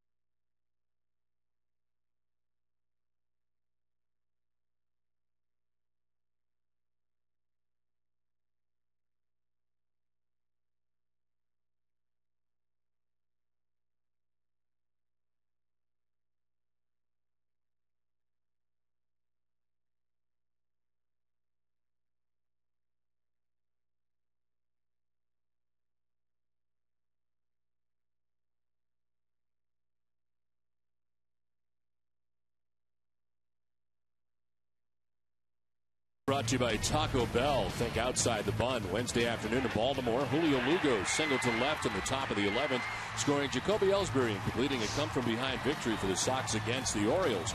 Play of the week is brought to you by Taco Bell. Think outside the bun. Seattle on top of Boston now 4-2 as they gather a run in the top half of the 5th inning. A 19-minute wait for Brandon Morrow, who returns to the hill to deal with 9-1-2 for the Red Sox here in the bottom of the 5th inning. It's Nick Green, J.D. Drew, and Dustin Pedroia. 57 pitches deep into his outing is Brandon Morrow. Wally the Green Monster enjoying this Rhode Island day from Fenway Park.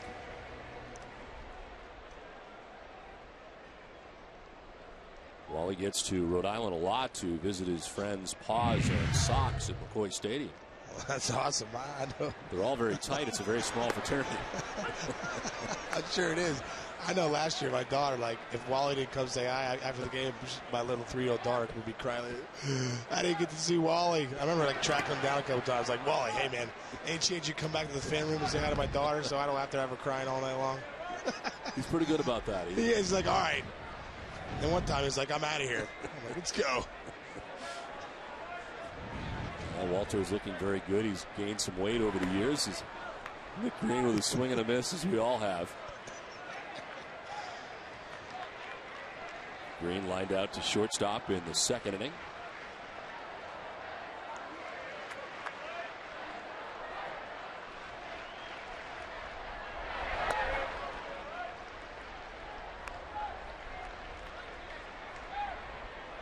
Well, with 3 strikeouts in the game, he's walked a batter.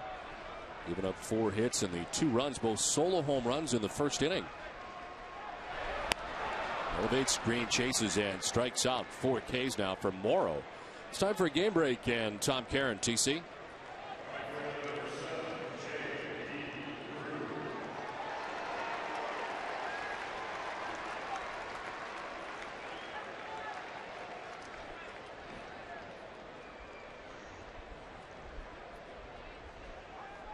All right, thanks very much, Tom. 2 things, Sean, I want to ask you about the Toronto Blue Jays, who are hanging in there. We talk about the Mariners hanging in.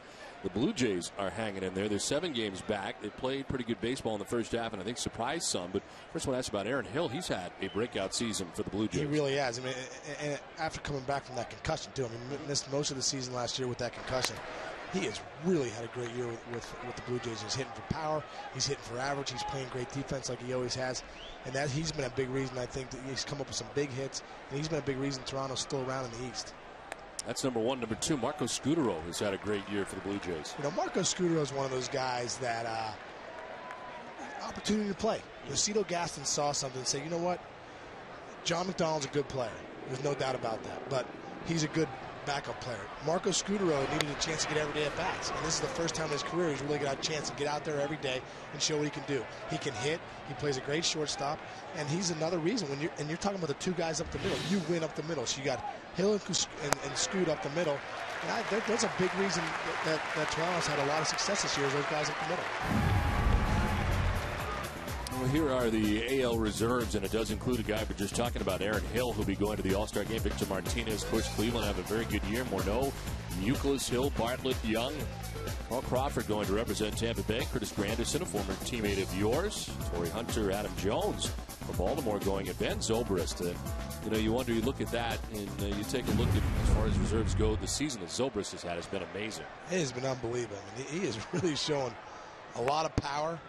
And it's been impressive. A couple years ago when you saw him come up and he was up and down, you didn't think this guy was going to hit for the power he's hit for this year. And, you know, he's been like Tampa. They just kind of reloaded, put Zobrist in there a little bit this year. He's been a big bat for him, and here he goes to the All-Star game. So good for Ben. Pedroia lines it down the left field line to the corner.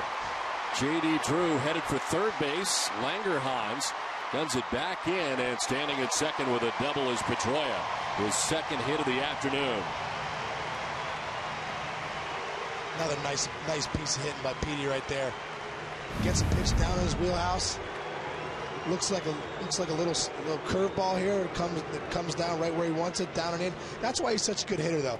You see the first at bat he has, he gets a ball up and in, elevated on him. He drives it out of the park. This time he waits on a curveball, kind of backs up in the middle of the plate, and rockets one down the line. I mean, that's why this guy has been Rookie of the Year and MVP, because he's got great bat control at the plate.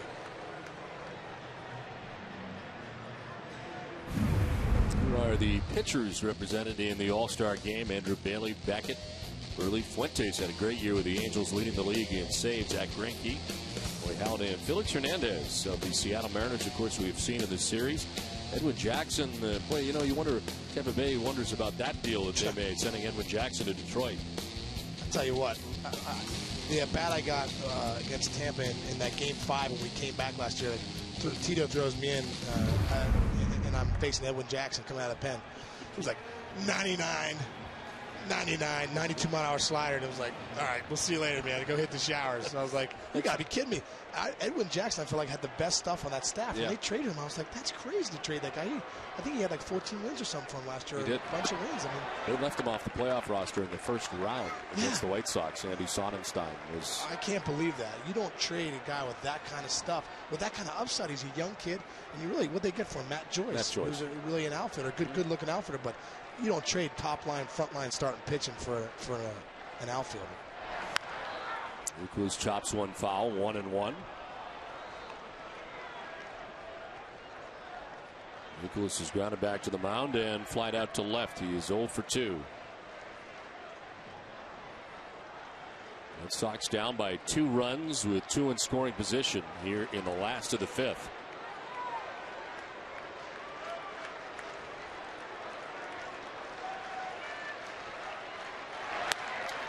It's outside, ball 2.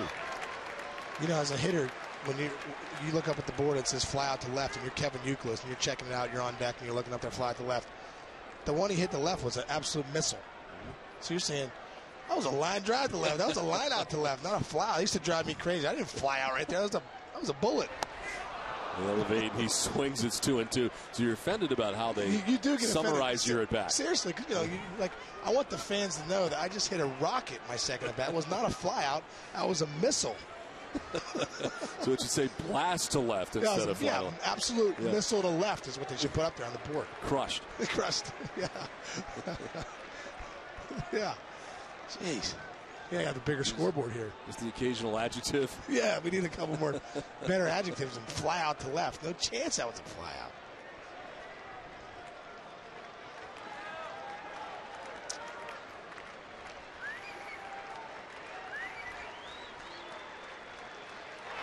Youkilis fights it off foul. Let's check out the answer to our Aflac trivia question, brought to you by Aflac. We've got you under our wing. For Rocco Baldelli, the last Rhode Island-born player to play for the Red Sox, Ken Ryan, 1992 through 1995. Last position player before Rocco was Rick Lancelotti in 1990. And Ryan will be here, of course, as a broadcaster on NESN August the 8th for Futures at Fenway Park. Chance for fans to see the doubleheader featuring the Sea Dogs and Paw Sox right here at Fenway Park. He'll be alongside our good friend Eric Freed. You see power pitchers sometimes when they get guys in scoring position, second and third, pump up a little bit. There's a little extra in the tank, and that last pitch by Morrow was 99 miles an hour. He was reaching back for a little extra. Nicholas fighting off another foul. That's at 98. And this is what we remember from Morrow when he was coming out of the pen and didn't have to save anything. Right. He was coming out there throwing 98, 99. And that's the difference as a starter. You got to pace yourself. You can sit at 94, 95. You can't sit at 98, 99 in the last. But when you get in a situation like this, you almost become a closer. Second and third, you've got to make pitches here. He's reaching back for that little extra right now. Fly ball to left center field. Langerhans coming from left. Gutierrez from center makes the catch. Bluffing to draw the throw is Drew, and it was a good throw from Gutierrez after he made the catch on the second out of the inning. Gutierrez has a cannon, and it's time to bring you up to speed with the AT&T Rapid Rewind. 2 home runs in the first inning for the Red Sox. Dustin Pedroia hits his 3rd home run of the year. And then Big Papi hits home run number 9 of the season. AT&T, the nation's fastest 3G network. AT&T, your world delivered. What do you got? I was just saying Gutierrez has a cannon there, but you saw Langerhans and Gutierrez coming on the ball. They both called for it. Gutierrez has the better view to home there. He's coming in at a better angle. Langerhans is coming from the side. He'd had to really have gotten around the ball to make that throw. So the right play right there, that's the communication right there that you work on all spring training. That's Gutierrez's ball because he's got a better angle to home plate with a great arm. So that it turned out to be the right play for those guys holding J.D. Drew at third.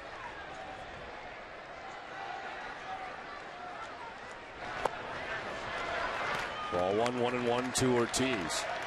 Good with that solo home run you just saw in the first inning. He popped out the second baseman Jose Lopez in short right field in the 3rd inning. 80th pitch of the outing for Brandon Morrow. And it's ball 2, 2-1.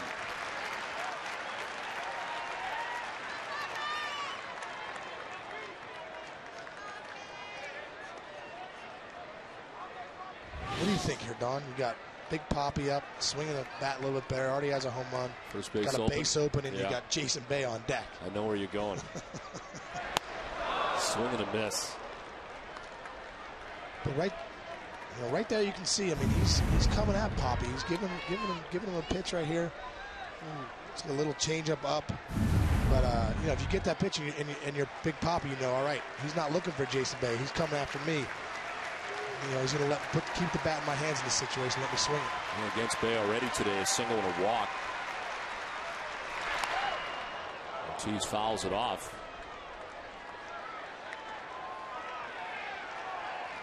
And Jojim out to talk to Morrow with 2 outs, and Red Sox have 2 in scoring position.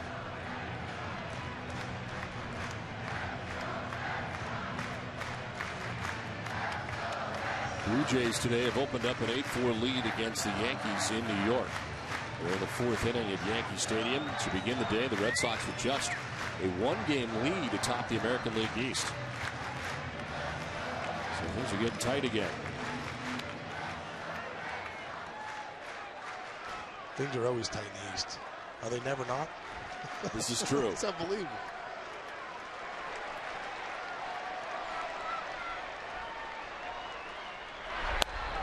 Elevates, Ortiz strikes out. 97 and up. 5th strikeout for Morrow gets him out of a big jam. It's 4-2 Mariners.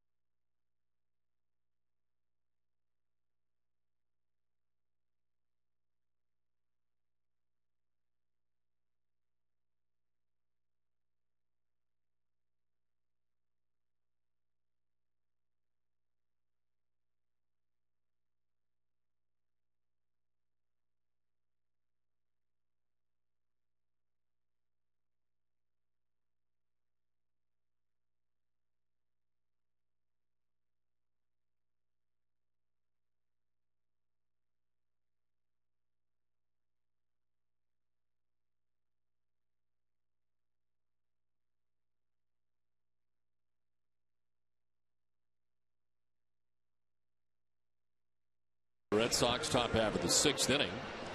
As John Lester returns to the mound for the Red Sox, Chris Woodward, Ronnie Cedeno, and Ichiro coming up here in the 6th inning, 8-9-1. Woodward has struck out twice, both times swinging against Lester. This time a check swing grounder to Kotze at first. That is the first out of the inning. There's nothing more frustrating in baseball than a check swing grounder as a player. I'd rather fouling out with the bases loaded is really bad. Yeah. But like a check swing, it's like, why did I even show up? You could have put a construction cone out here and it done more than I did right there. I mean, check swing ground out is just, you can't even have to, and then you got to sprint hard to first, and the guy says, way to hustle. To me, I would think striking out and having the ball get away from the catcher and having to make the run down to first base. You know you're going to be out anyway, and you just struck out. You still got to run. Yeah, because to me, that would be brutal. You don't want to be that guy, that's not hustling. Come on, man, the ball's in the dirt. I know, but it's like a foot away from him. Now I got to hustle down the line. And it's a strikeout. and I'm out. Yeah, struck out. This one is popped up right side. Pedroia fighting the sun. Makes the catch for the second out of the 6th inning. 2 quick outs. With their 2 runs today, the Red Sox have now scored 421 runs this season. And speaking of runs, visit DunkinRun.com today. Grab a group order of America's favorite coffee and snacks. Dunkin' Run. Invite, order, run, enjoy. How's that for easy? America runs on Dunkin'. So 2 down here in the 6th inning. 4 in a row retired by Lester. And Ichiro Suzuki bats for the 4th time today. Single back in the 3rd inning.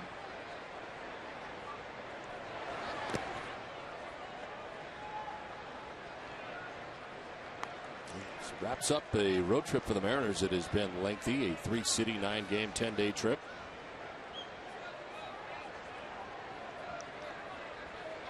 They're trying to sweep the Red Sox in this 3-game series. This is it as far as the Mariners and Red Sox go in the season series. Red Sox have already been to Seattle for their only visit of the year.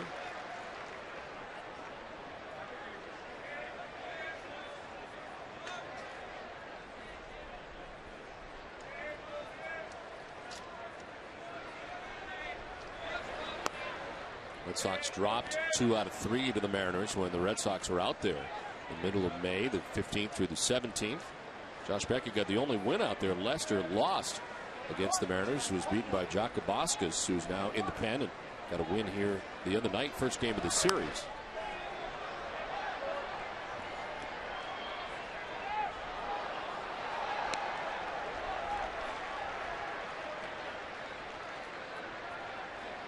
Russell Branyan on deck, 2 outs, 6th inning.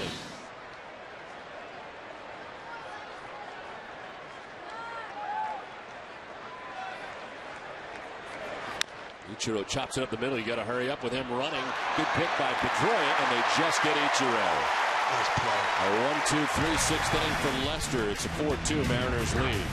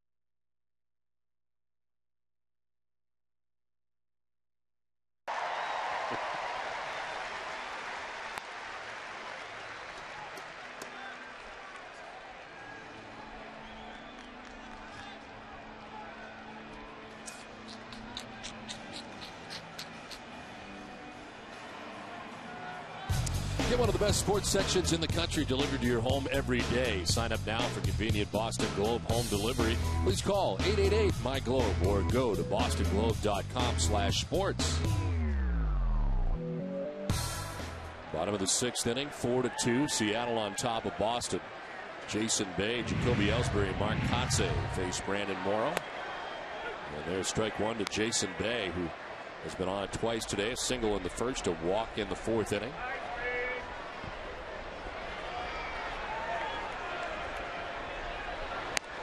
A swing and a miss, and it's 0-2.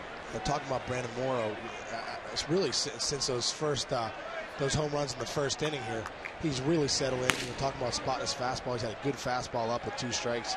He's really been spotting that fastball, mixing in nice changeup, curveball, and slider. Well, it's quick work with Jason Bay, 6th strikeout. And throwing much harder now than he did earlier in the game, 98. Really settling in. I think he realizes too that his pitch count's getting up there. And he looks like he's really starting to take his fastball to another level these past couple innings.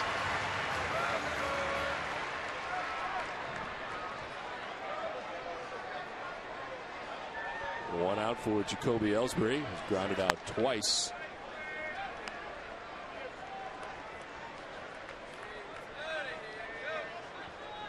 Outfield plays him straight away.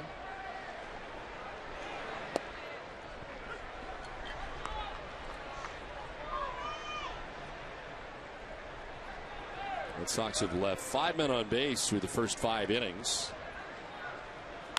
High drive right field. Ichiro going back. Front of the bullpen. It's gone.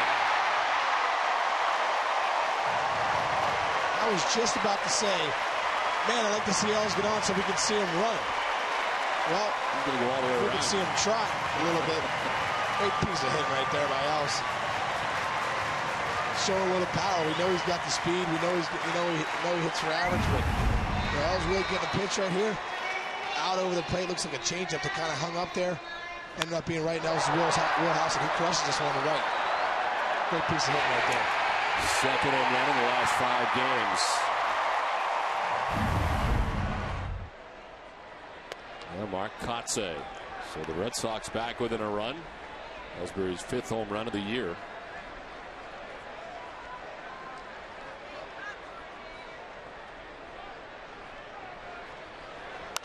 Kotze slaps it foul, ball and a strike. So it is the 3rd home run given up today by Brandon Morrow. 2 coming in the first. Solo shots for Pedroia, solo shot for Ortiz, and a solo shot for Ellsbury. I guess the bad news is he's given up 3 home runs. The good news, they're all solo shots. To left field, Langerhans making the running catch for out number 2.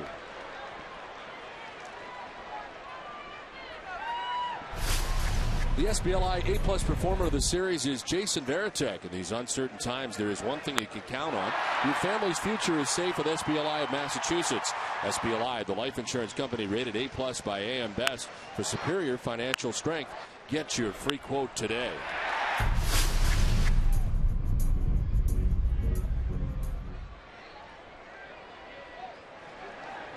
So 2 down. Varitek 1 for 2 today. As he fouls it back to the screen.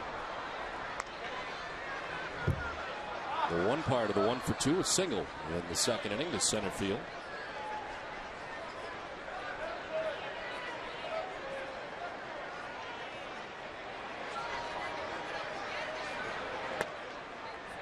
So strike 2, 0-2.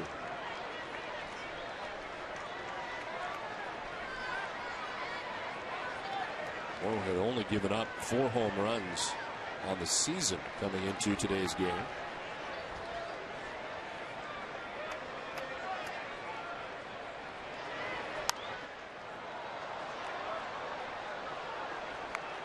'98 again right there. Reaching back a little something. 0-2.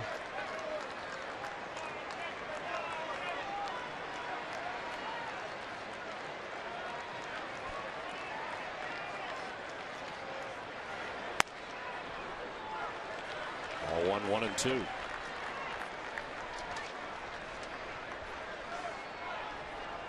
Oh, 6 strikeouts in his outing today. Kobe Ellsbury bringing the Red Sox back within a run. Varitek fouls it off beyond the Red Sox dugout.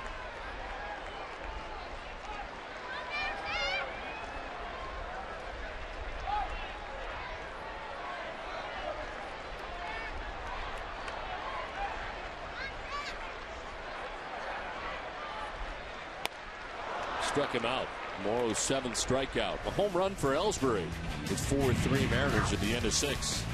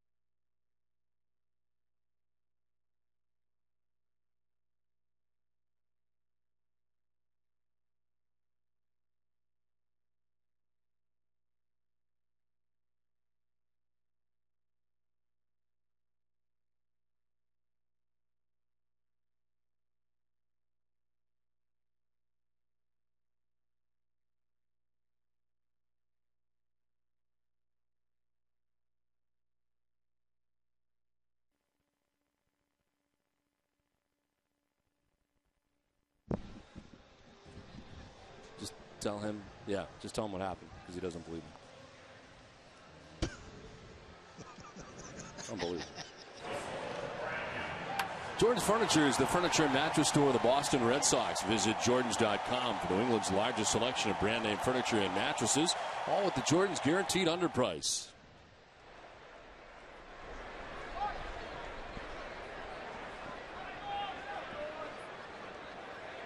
Four to 3, the Seattle Mariners on top of the Red Sox. There's Russell Branyan, Jose Lopez, and Ken Griffey Jr. bat here against Lester in the 7th. There is action. And the Red Sox pen, Justin Masterson.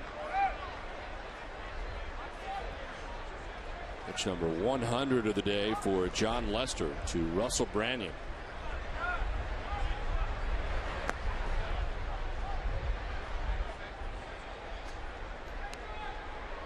Situation right here where you have Branyan coming up, Lopez, and then Griffey. So you got 2 out of 3 lefties, and he's going to let Johnny Lester, start to say and try and get some of these lefties out.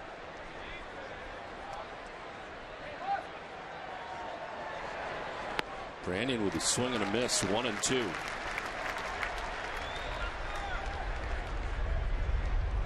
Lester's high this season, 115.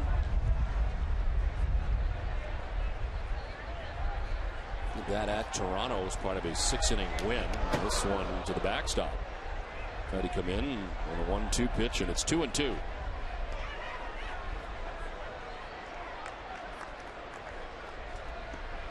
Branyan, then Lopez, and Griffey.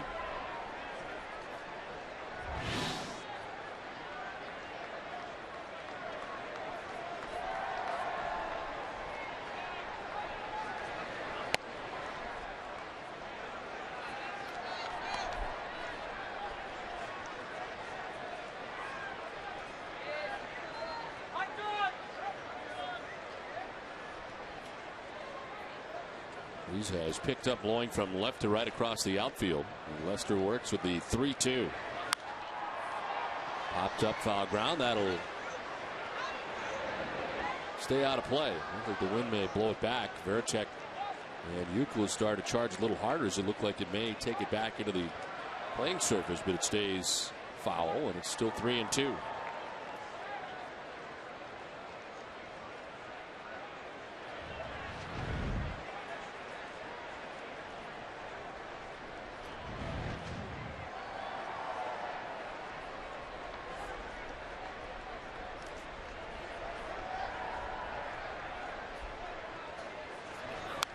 This one fouled off, still 3-2.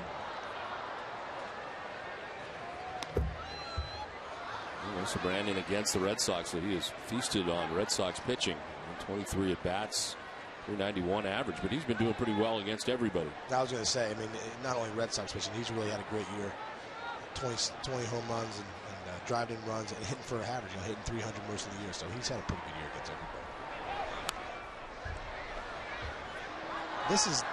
This is the things that maybe he hasn't done so much in the past, or maybe really hasn't had the opportunity to do. I mean, put at bats together like this, where he's fouling off pitches, not just swinging through pitches all the time, but putting good quality at bats together.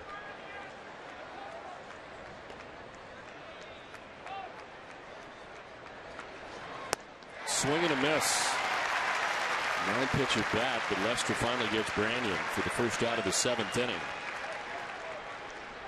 That's a great sequence right there. Johnny kept challenging with the fastball. Comes with a little cutter slider. And just, as a hitter right there, that ball is tight. He's just challenged you with 3 or 4 fastballs. That looks like a fastball coming out of his hand, and then it just ends up leaving you. But John Lester made a nice pitch right there to make it look like that way to Russell Branyan. 6 in a row retired now by Lester. That strikeout was his 8th of the day. And with 1 out, it is Jose Lopez. He was popped out to third, struck out, walked, and scored.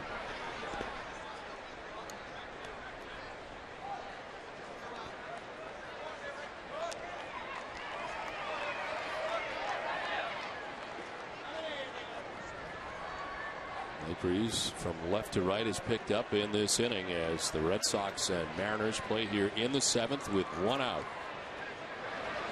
And a ground ball foul outside of third. Dunkin' Donuts is in its 10th year of hosting local youth groups and charitable organizations in the Dunkin' Dugout, a special seating section here at Fenway. Thousands of children have had the chance to catch a Red Sox home game thanks to Dunkin' Donuts. Enjoying this Rhode Island day out there today. Swing and a miss for Lopez. It's 9 strikeouts now for Lester. And there's 2 outs here in the 7th inning. Another good sequence. And that's why Johnny Lester has so many strikeouts. He's up in the league leaders in strikeouts. He's got a lot of above average pitches. He's got above average curveball, above average fastball, cutter, slider. And he's got a lot of swing and miss pitches. And makes another nice pitching sequence against Lopez right there, and gets another punch out.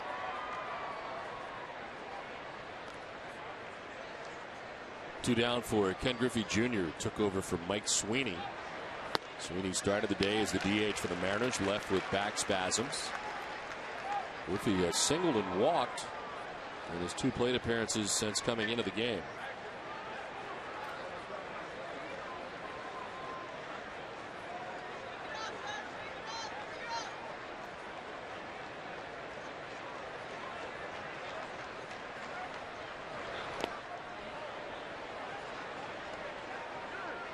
Yesterday we talked about the 99 All-Star game, and you look at Griffey back in the Seattle Mariners uniform. I can remember sitting right there as a 24-year-old kid, with my video camera, just in awe of the whole situation, and watching Ken Griffey Jr. I was like, we weren't teammates yet. I was like, oh man, it's Ken Griffey Jr. And he ended up winning the home run derby here at Fenway Park, and it was just really cool to be 5 feet away from one of the greatest home run hitters ever in Fenway Park, and watching him win that tournament, and hat backwards, and all the things he did was just pretty cool. And it's cool to see him back here wearing 24 in the Mariners uniform. Brings back those memories. We were talking to Tim Wakefield earlier about his experience, and it is quite an experience. Just the whole thing, I would imagine. The festivities, the home run. It really is. Before the game, even the workout. The day you come in, the day before in the workout, you're taking BP, and you're everything about it. There's an autograph room where so one time you're looking to get autographs. You're at the All-Star game. You put your jersey in the autograph room, maybe a bat that they give you, and all the guys go through it. They sign everything for all the players in the room, so that everyone has something to leave from that All-Star game. It's just a great few days. 2-2 is lined down the left field line, foul.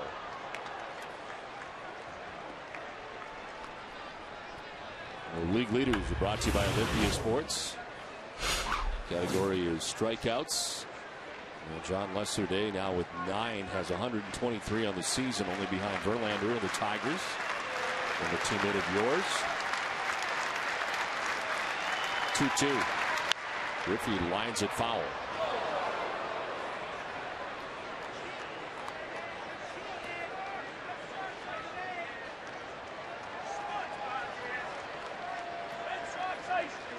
New high now for Lester at 117. He's got 2 outs here in the 7th. And back-to-back strikeouts of Brandon and Lopez.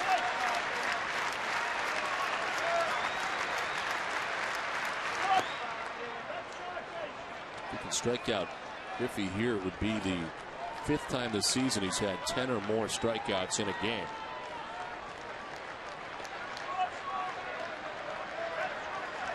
Of course, the strikeout high was 12. Did that at Toronto. 3-2. Hooked foul.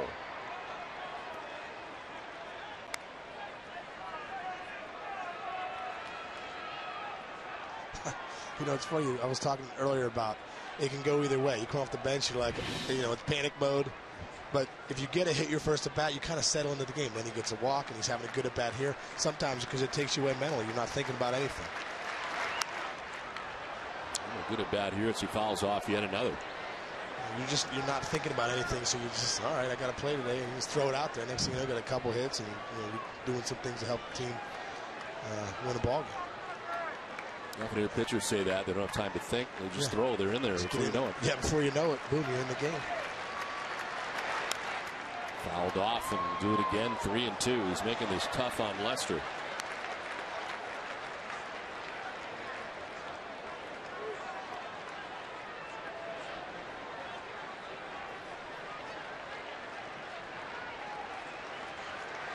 John's retired 7 Mariners in a row. There's ball 4. Finally, he walks Ken Griffey Jr. It is the 3rd base on balls given up by Lester. And here comes Terry Francona to make the change. He's trying to stay with him through the inning, but that lengthy at bat for Ken Griffey Jr. ends the day for John Lester. Masterson making his way in as 4-3 Mariners.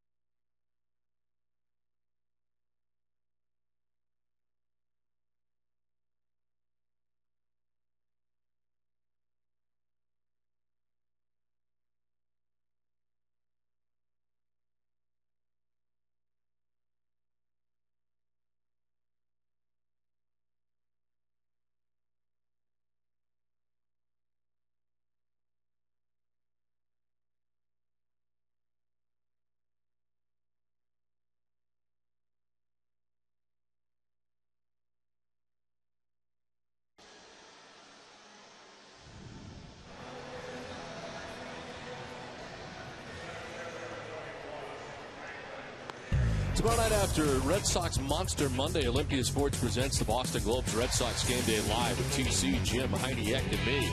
Get a preview as John Smoltz makes his Fenway debut in a Sox uniform, plus Nomar Garciaparra returns to Fenway Park 5 years after his final game here.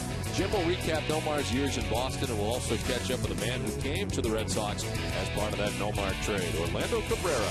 So coming up tomorrow at 6 only on NESN. 4-3, Mariners on top of the Red Sox, 2 outs in the 7th, and Griffey Jr. at first base. This call to the bullpen is brought to you by your New England Ford dealers. Justin Masterson into the game for the Red Sox. His 24th appearance, 4.21 ERA. 281 opponent batting average for Masterson.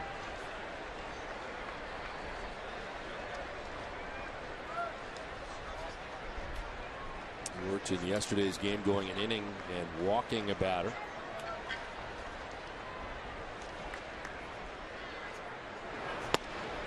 There's a strike, 1-1 to Franklin Gutierrez.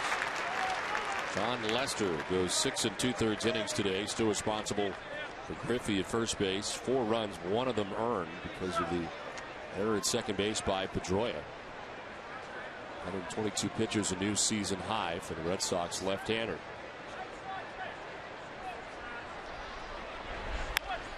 On the ground, foul.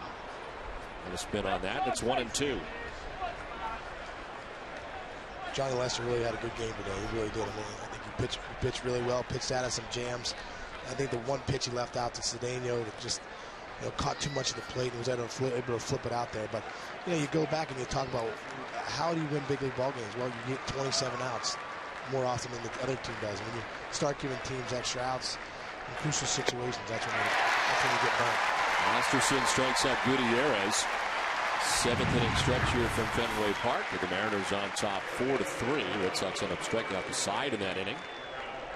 As we keep it right here at Fenway Park on this July 4th weekend for God Bless America. Continued support of the Red Sox Foundation. Now please rise and stretch and prepare to sing along with our Fenway Park organist as he plays Take Me Out to the Ball Game, presented by Coca-Cola. But before that, let's greet a Richmond, Rhode Island native who will deliver our Rhode Island Day rendition of God Bless America. Please welcome David Tyler. God bless America, land that I love. Stand beside her and guide her through the night with a light from above. From the mountains to the prairies, to the oceans white with foam. God bless America, my home, sweet home. God bless America, my home, sweet home.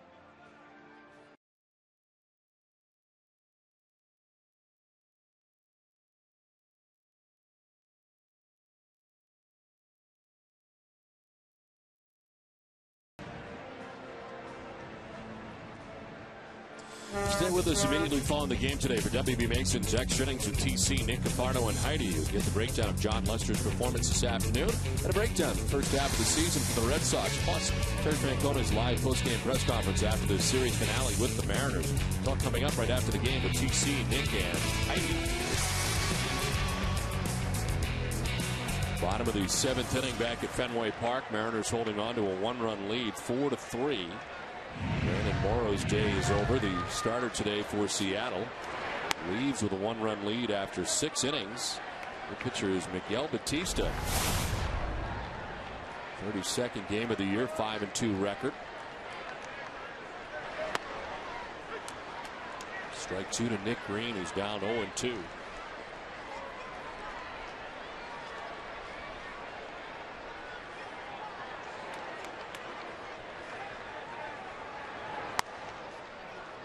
Outside for ball 1-2. When you face Miguel Batista, he started a lot of years in the National League and got a chance to face him a lot. You just saw him throw 3 cutters at Nick Green. That's his pitch.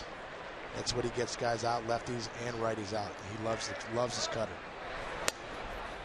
He was closing games for the Toronto Blue Jays back in 2005, had 31 saves. In and out of the starting rotation for the Mariners in his time in Seattle. 20 appearances as a starter last year, 14 out of the pen. Center field, Gutierrez coming in. He got a good break and he runs it down.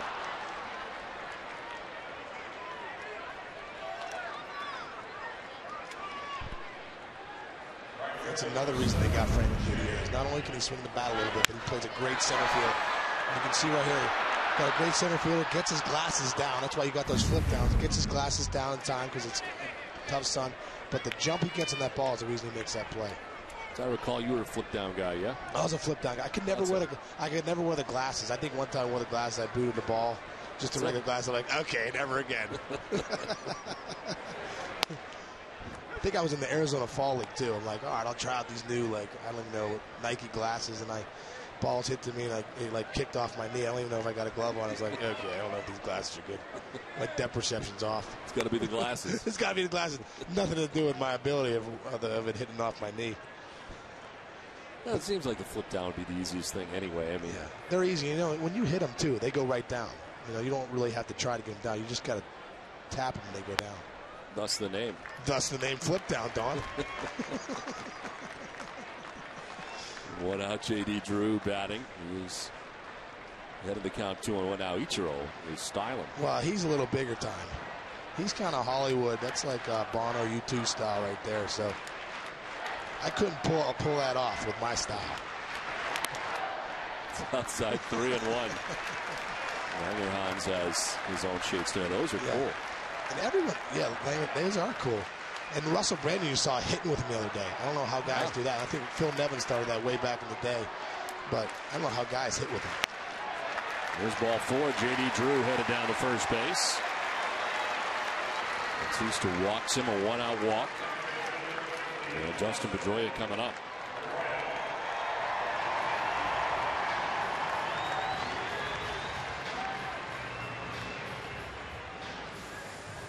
Pedroia 2 for 3 today as he stands in here in the 7th inning.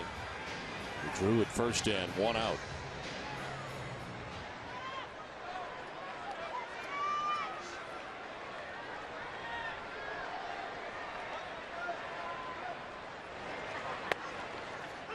The Amica Pit Zone is brought to you by Amica Insurance. Get the right auto and home coverage at AmicaCoverage.com. Brandon Morrow gave up 3 home runs today. The first was to Dustin Pedroia in the first inning. The pitch up that Pedroia just crushes for his 3rd home run of the year.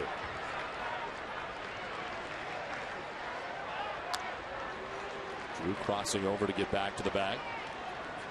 Isn't that commercial Petey Half says, if you don't think I can hit that high end fastball? That's it, exactly. Well, he can.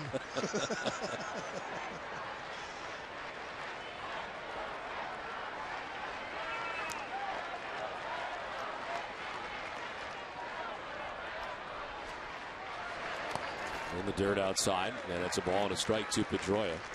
Brandon Morrow going the first 6 innings departs with a chance to get a win. He goes under 100 pitches, second straight outing that he's thrown 98. Last time 98 pitches got him 4 2/3 deep. Today it's 6 innings. He got 3 runs, all solo home runs as he struck out 7. Was going 98 to 99 in his last 2 innings. Reaching back for some extras, you could tell he was near the end.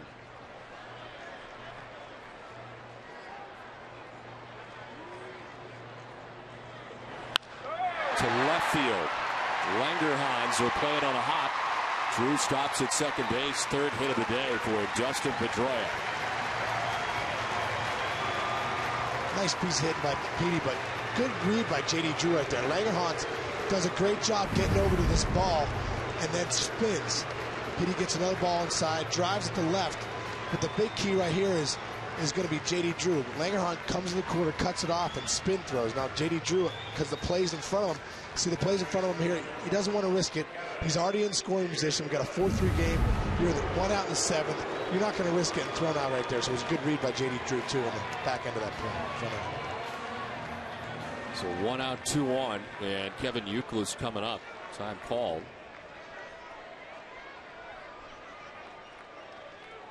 C.B. Buckner doing a little housekeeping in front of the plate.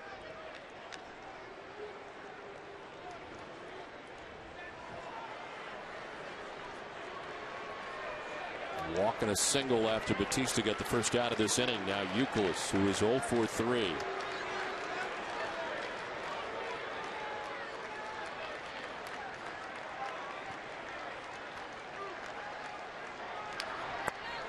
Inside for ball 1.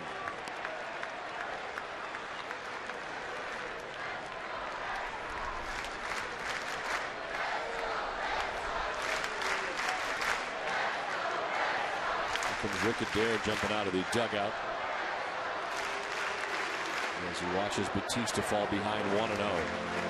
There is no action in the pen for the Mariners, but there might be in a moment as Wakamatsu gets on the phone.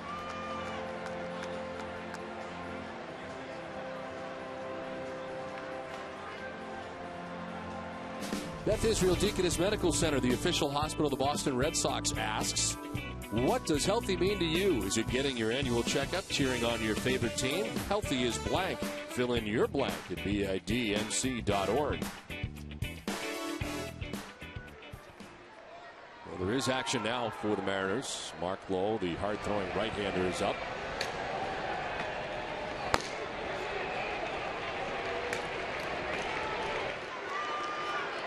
(1-0) to Youkilis. Fly ball left field. Langerhans makes the catch for the 2nd out of the inning. No advance for the base runners, and there's 2 down.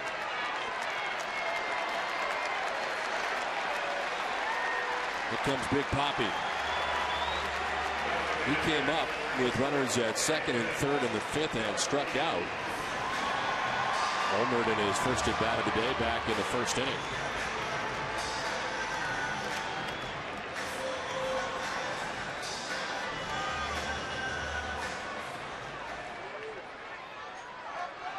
Into the shift with Lopez in short right field, their second baseman.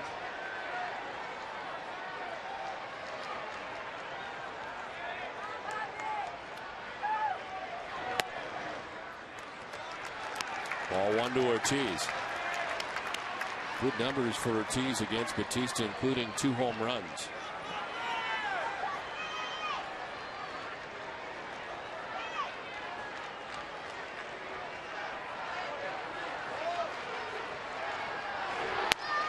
Staying away from him so far, and it's 2-0. I was saying before, against lefties, Batista really likes to throw that cutter. But you wonder if he's thinking he doesn't want to get burned with that cutter into Poppy on a ball that really doesn't cut, kind of stays out over the plate. His first 2 pitches have been away.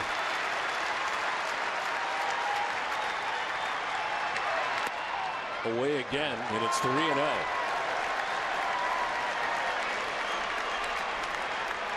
July has always been good for David Ortiz, and he's hoping for more of the same in 2009. Drew at 2nd, Pedroia at 1st, 2 down. Red Sox trailing by a run.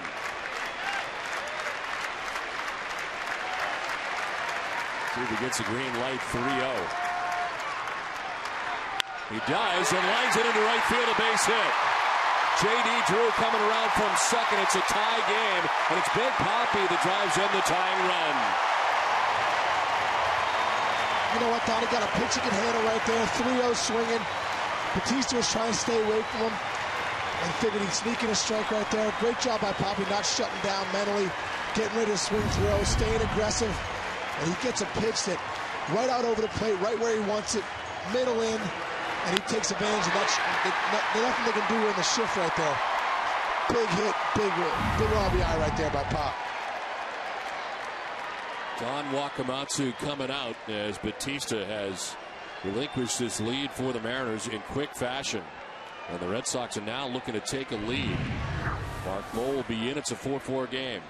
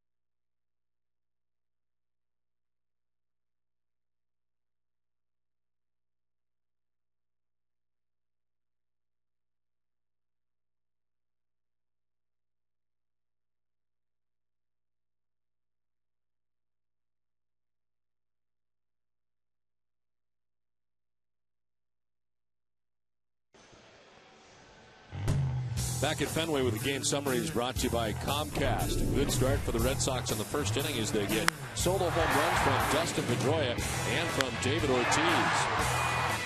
Red Sox led it 2-0, but a 3-run fourth inning, a triple with the bases loaded for Ronnie Cedeno.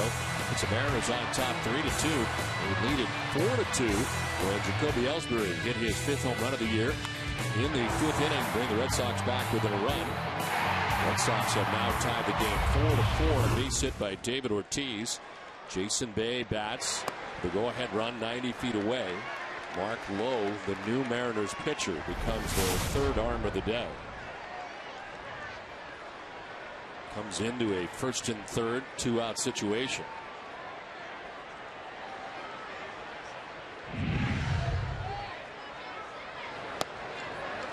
Bay takes ball 2.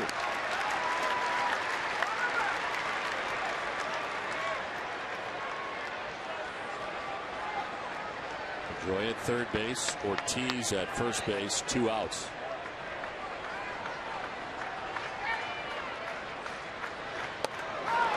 Three and 0. You know, going back to Poppy, talk about the home run hit, he drove it. Talk about the 3-0 pitch right there. Sometimes mentally, when you're scuffing, you don't swing at the pitch.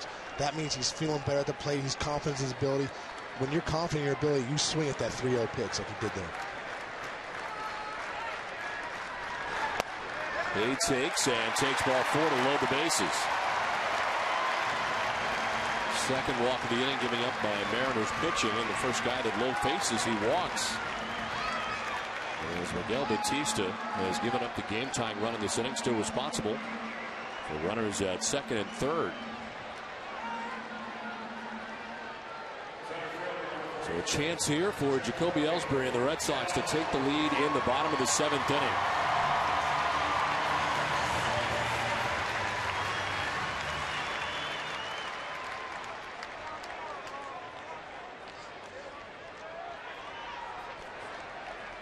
Ellsbury homered his last time up, 1 for 3 today.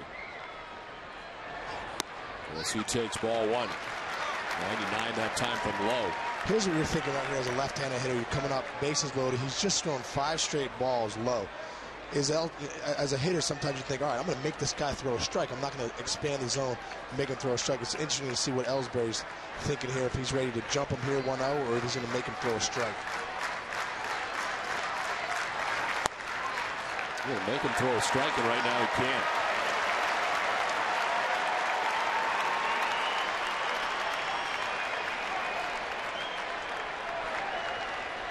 Pedroia at third base, Ortiz at second base, Bay at first base.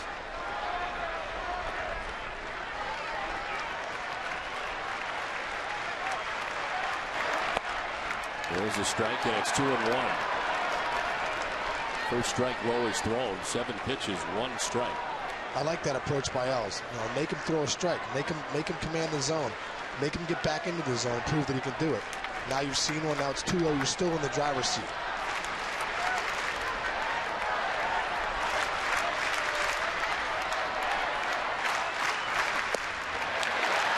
Ball 3.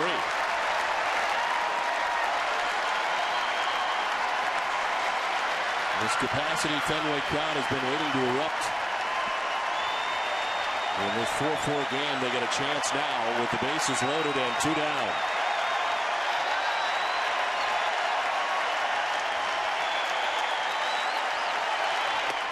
Ball 4, Red Sox take the lead. Nice patient at bat for Jacoby Ellsbury. Great at bat by that right there by Els. And that's when you're in the league and you start learning, seeing games and seeing pitches of what they're trying to do. He gets all the way to 3-1 and he gets ball 4 here by Lowe. But I think a big thing was what we were talking about before. He throws 6 straight balls. That's, as a hitter, you're starting to think, okay, I want to make this guy throw strikes. I'm not going to expand my zone and just start swinging at things.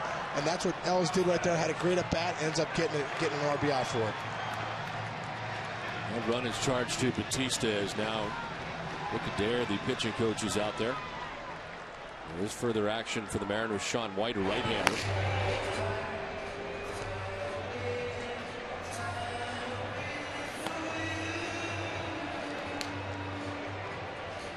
This has been quite a series against the Seattle Mariners and very close games all year against Seattle. I mentioned that they took 2 out of 3 against the Red Sox at Seattle. They've taken the first 2 games of this series. And here we are again. I guess not much of a surprise. You're seeing a lot of 3-2, 3-2, 5-3, 5-4. You don't get those kind of scores if you don't have good pitching on both sides, and these clubs both do. Red Sox trying to add an insurance run now. Mark Kotze, 0 for 3 today. He's grounded out, struck out, and lined out. And the Mariners leading the American League with a 3.69 earned run average. And the Giants and Dodgers with better earned run average marks than the Mariners. It's a ball and a strike now to Kotze.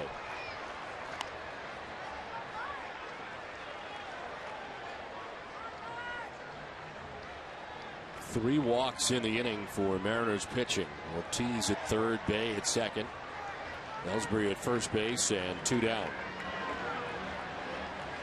First lead the Red Sox have had since they led it 2-0. Ball 2.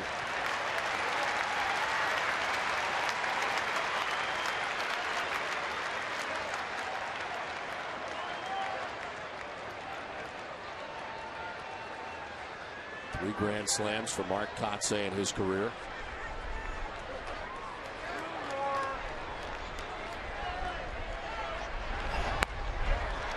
Ball 3. It's not been fun to watch for Don Wakamatsu.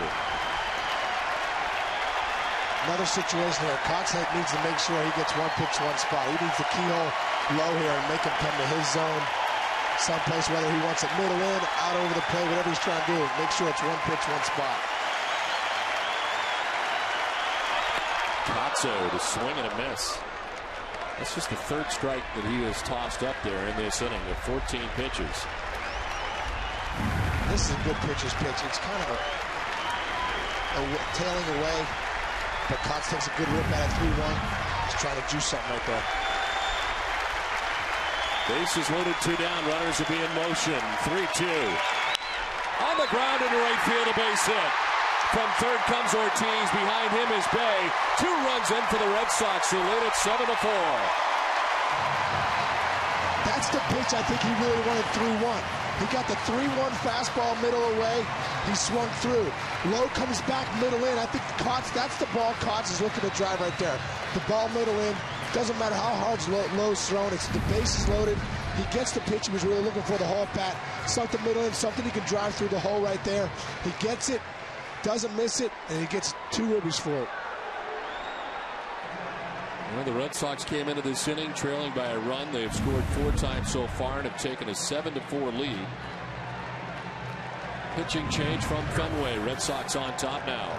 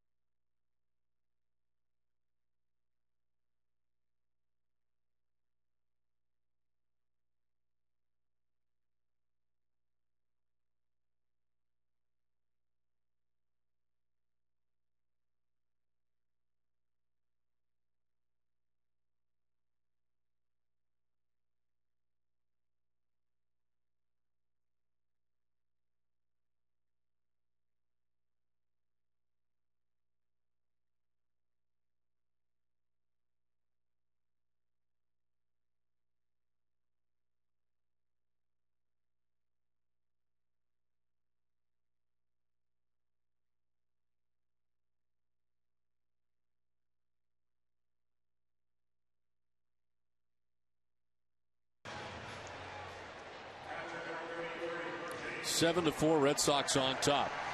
You know, we talk about David Ortiz and what he's been doing. You look at his body; he's nice and easy. And this is going to be a 96-mile-an-hour fastball. Everything is slow.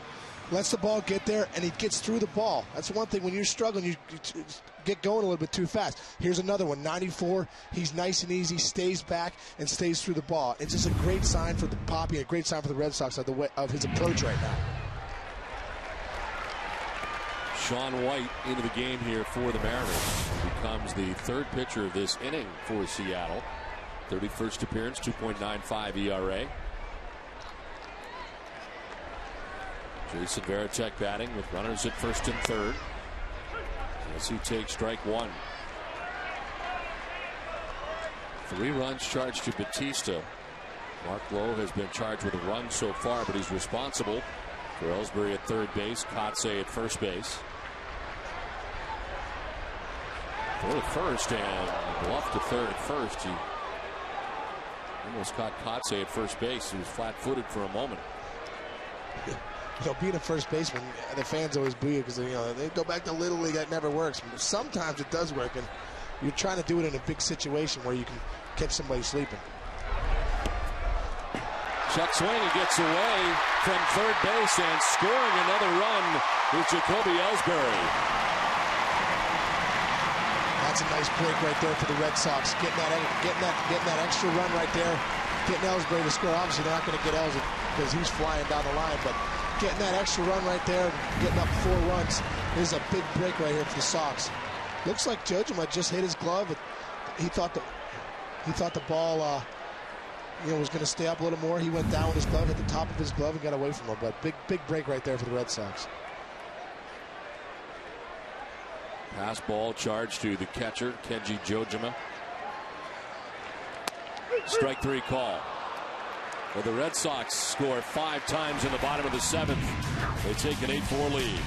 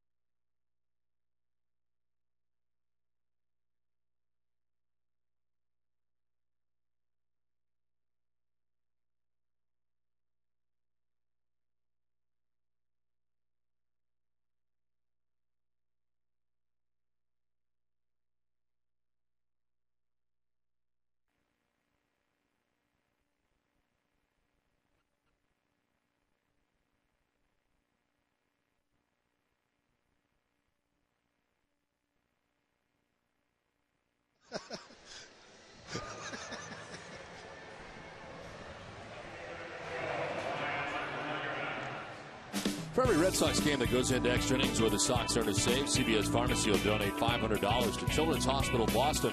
CVS Pharmacy, the official pharmacy of the Red Sox. We head to the 8th inning back at Fenway Park. First Red Sox fan from Belfast, Maine.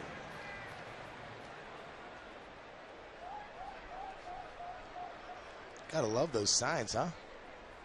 You like it. You get that all the time. I'm only been here 3 days. It's nice to see my name and my face on a sign. You're getting signs galore, though. How about yesterday? I still can't get over that. That was tremendous. What, the hats we were wearing? Yeah, that was cool. I'd like to see you in real life with that hat on, though. The tall red, white, and blue hat. Our fine director, Mike Marachi, is suggesting they don't make hats that big. I would have the Little House on the Prairie hat on, didn't I? You did. What would I have on? The Pilgrim hat. It was a Pilgrim hat. That was awesome. I'm going to buy one of those tomorrow. Okajima and Del Carmen up in the pen. Red Sox with a 4-run lead now. Masterson had a 28-minute wait. There it is again. There they are. I mean, you're wearing it really cool, too, because you get a tip forward. So it's I'm looking really good right there. So are you, Don. That's not a bad hat for you. Not a bad lid. Start wearing that to some of your parties you go to. That thing used to be a circus tent. Now it's your hat. Gotta love the guys in the truck.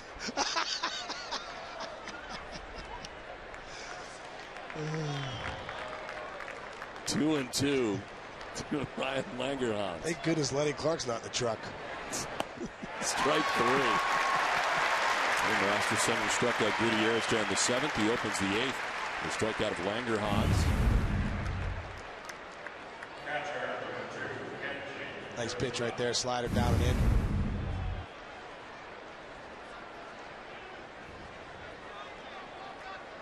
One out for Kenji Jojima. Was singled, reached on a fielder's choice, and grounded out.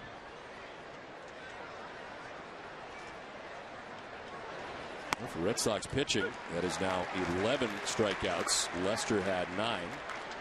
Masterson with 2 since coming in. The offense has helped out in a big way, scoring 5 times in the bottom of the 7th. And it's an 8-4 Red Sox lead.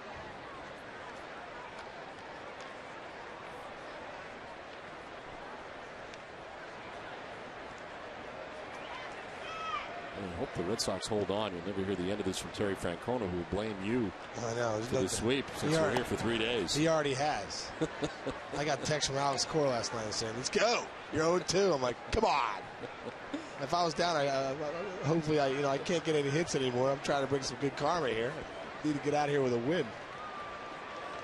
So far, you've lacked in karma. Is this what it's right side? Pedroia throws out Jojima, and there's 2 down. And you know Tito, he'll bury to the umpteenth degree. He's not afraid to bury you. Especially me. Or me. Or you. 2 down here in the 8th inning.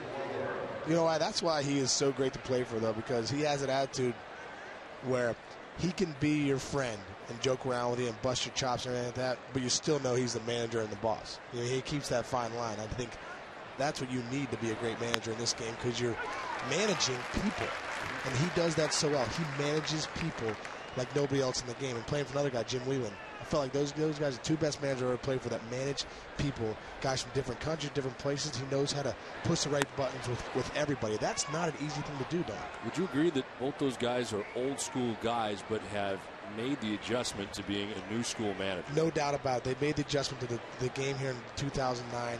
That they bring old school traditions and what the game should be to the dugout and to the players and how to play the game. But they made the adjustment to what the game is today and how players are today. And I think that's why Tito's been so successful. That's why Jim Whelan's been successful getting back into the game. And like I said, playing for those guys has been a lot of fun. Swing and a miss. Watching Masterson today has been a lot of fun. He strikes out Woodward to 1-2-3-8, 8-4 Boston.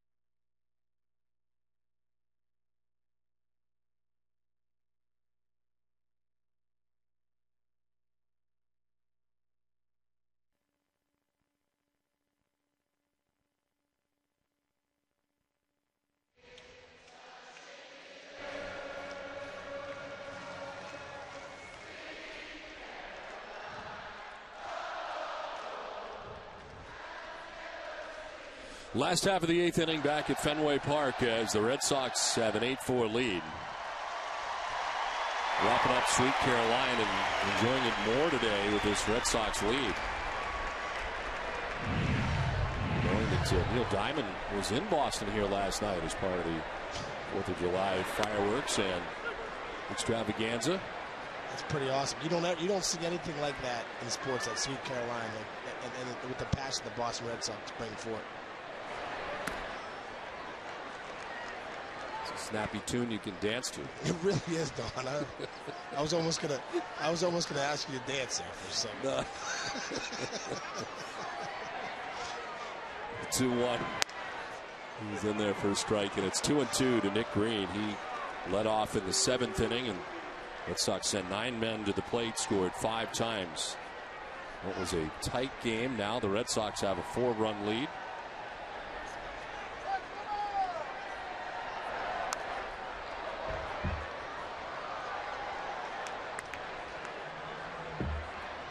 Mariners using 4 pitchers today. Brandon Morrow, the starter, left with a chance to get a win. He had a lead.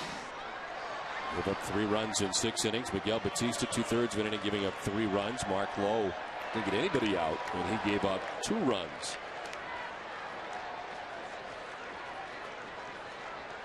Mariners pitching, walking 5 batters, 3 coming in that 7th inning. This one to the backstop for ball 4. More walks for Mariners pitching. Coming up after the game, stay tuned for Granite City Electric's Red Sox final. Email your questions in SN.com's inbox, and Jam and 94.5's Ramiro Torres will pose them to TC and Nick Cafardo. Plus a preview of John Smoltz' Red Sox debut at Fenway tomorrow night against the A's, and highlights from around the majors, including the Yankees and Blue Jays facing off in the Bronx. It's all coming up after the game on NESN. You look back at John Lester's 6 innings, and you think about there was times where Seattle had a chance to put some more runs across the board, and he really did a good job, Johnny, of damage control, of not letting those guys get across the board. And thus what you do is, when you get a guy like Lester, he keeps you in ball games. Okay, 4 runs across the plate, 1 of them earned, but he keeps you in the ball game. And when he keeps the score at 4-3, then the Sox are able to put up 5 runs in the 7th and thus be up 4 runs here in the 8th.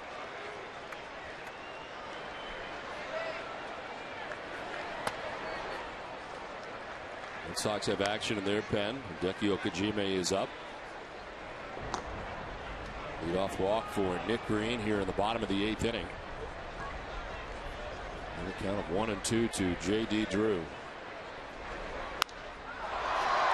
Fly ball to right field, Ichiro. Look at this. Making the catch, battling the sun in right. That was how much of that was contortion? I was going to say, how much is that as styling, and how much of that? Well, first off, he's wearing sunglasses. Like we made that point already. That's his style, and he can style, no doubt about it. Then he kind of contorts his body in a way that's I've never really seen this. That's very interesting. It's more like his hitting style, kind of a little different, and. But he's legit, and if he does it, it must be legit. I'm going to start doing that, Don. I made it look cool. That's all that matters. Yeah, it looked cool. And he made the catch. It doesn't matter how he did it. If he wanted to do a handstand and he made the catch, it's okay, as long as he makes the catch. 1 out Nick Green at first base. Dustin Pedroia has 3 hits in the game, including his 3rd home run of the year. This one bouncing in. Jojima knocks it down. Just had to work hard in this game, Kenji Jojima.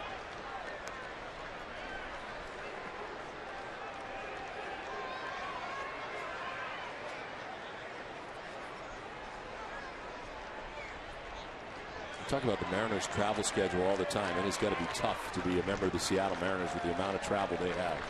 I've always thought that.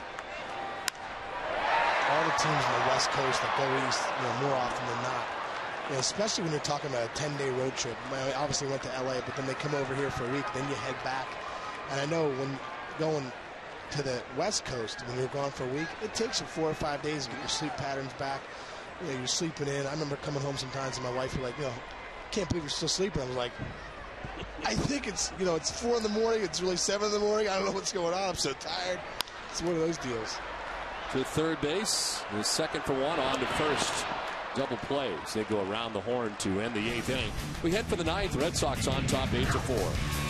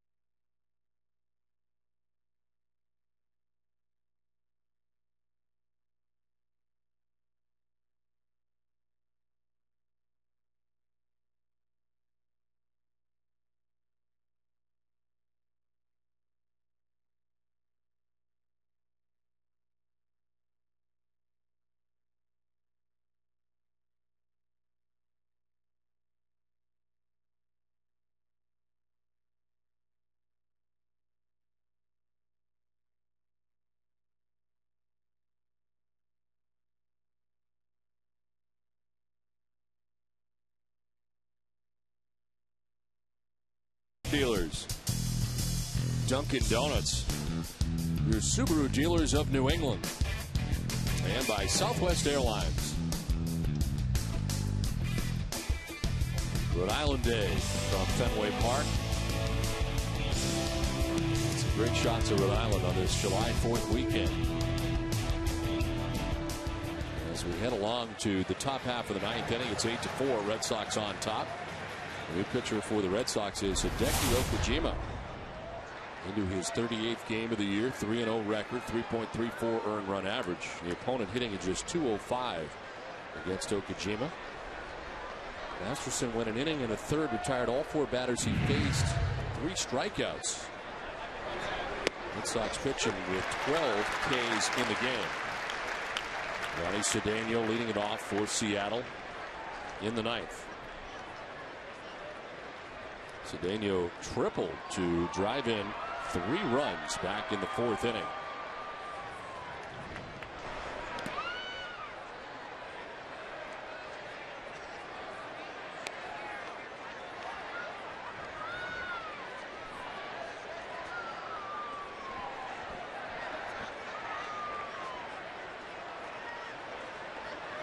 Ichiro and then Russell Brandon after Cedeno here in the 9th. Swing and a miss, 1-2. Got the ball up in Case. He's good. He's a really good guy to have just in case. Not bad. Not bad, yeah.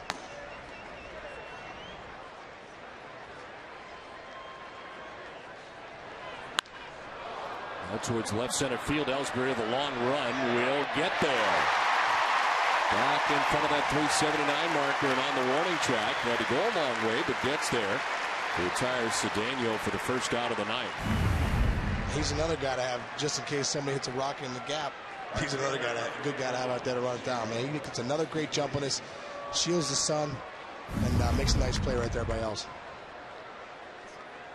1 out, 5 in a row retired by Red Sox pitching. And 12 out of the last 13 batters retired by Red Sox pitching. They have quieted this Mariners offense, giving the offense of the Red Sox a chance to come back in this game. Ichiro takes strike 1.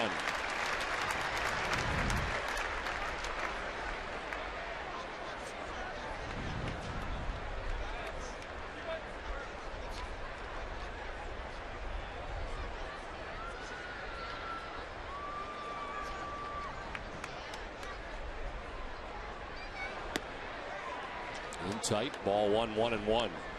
John Lester today 6 2/3, giving up 4 runs. One of them was earned. He's not part of the decision today. Justin Masterson, an inning in the 3rd. As I mentioned, retired all 4 batters he faced. Kojima trying to wrap it up, has 1 out in the 9th.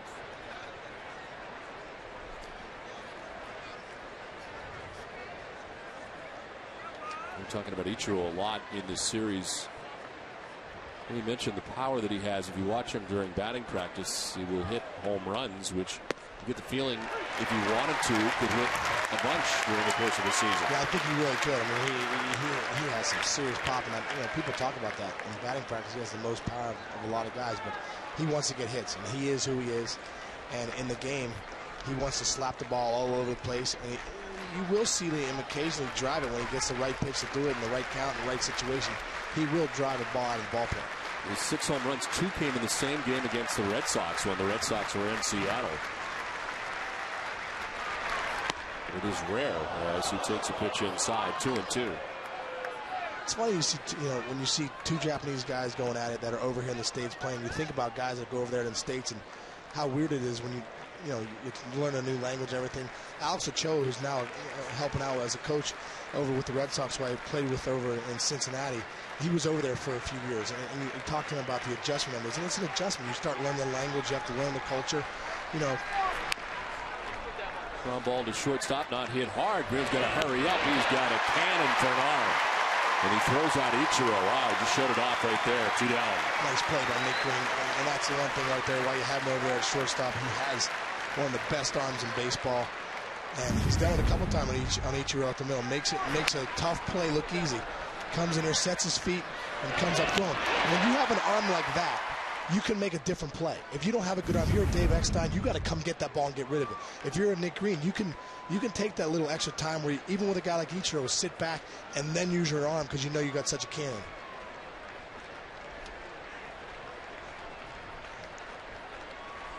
Two down in the 9th. Russell Branyan.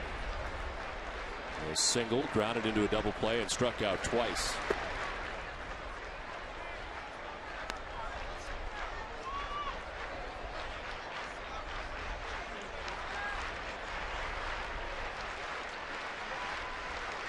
Red Sox trying to salvage the last game of this 3-game series against Seattle. Dropped the first 2, on top 8-4 with 2 down in the 9th. Branyan hits a fly ball to right center field.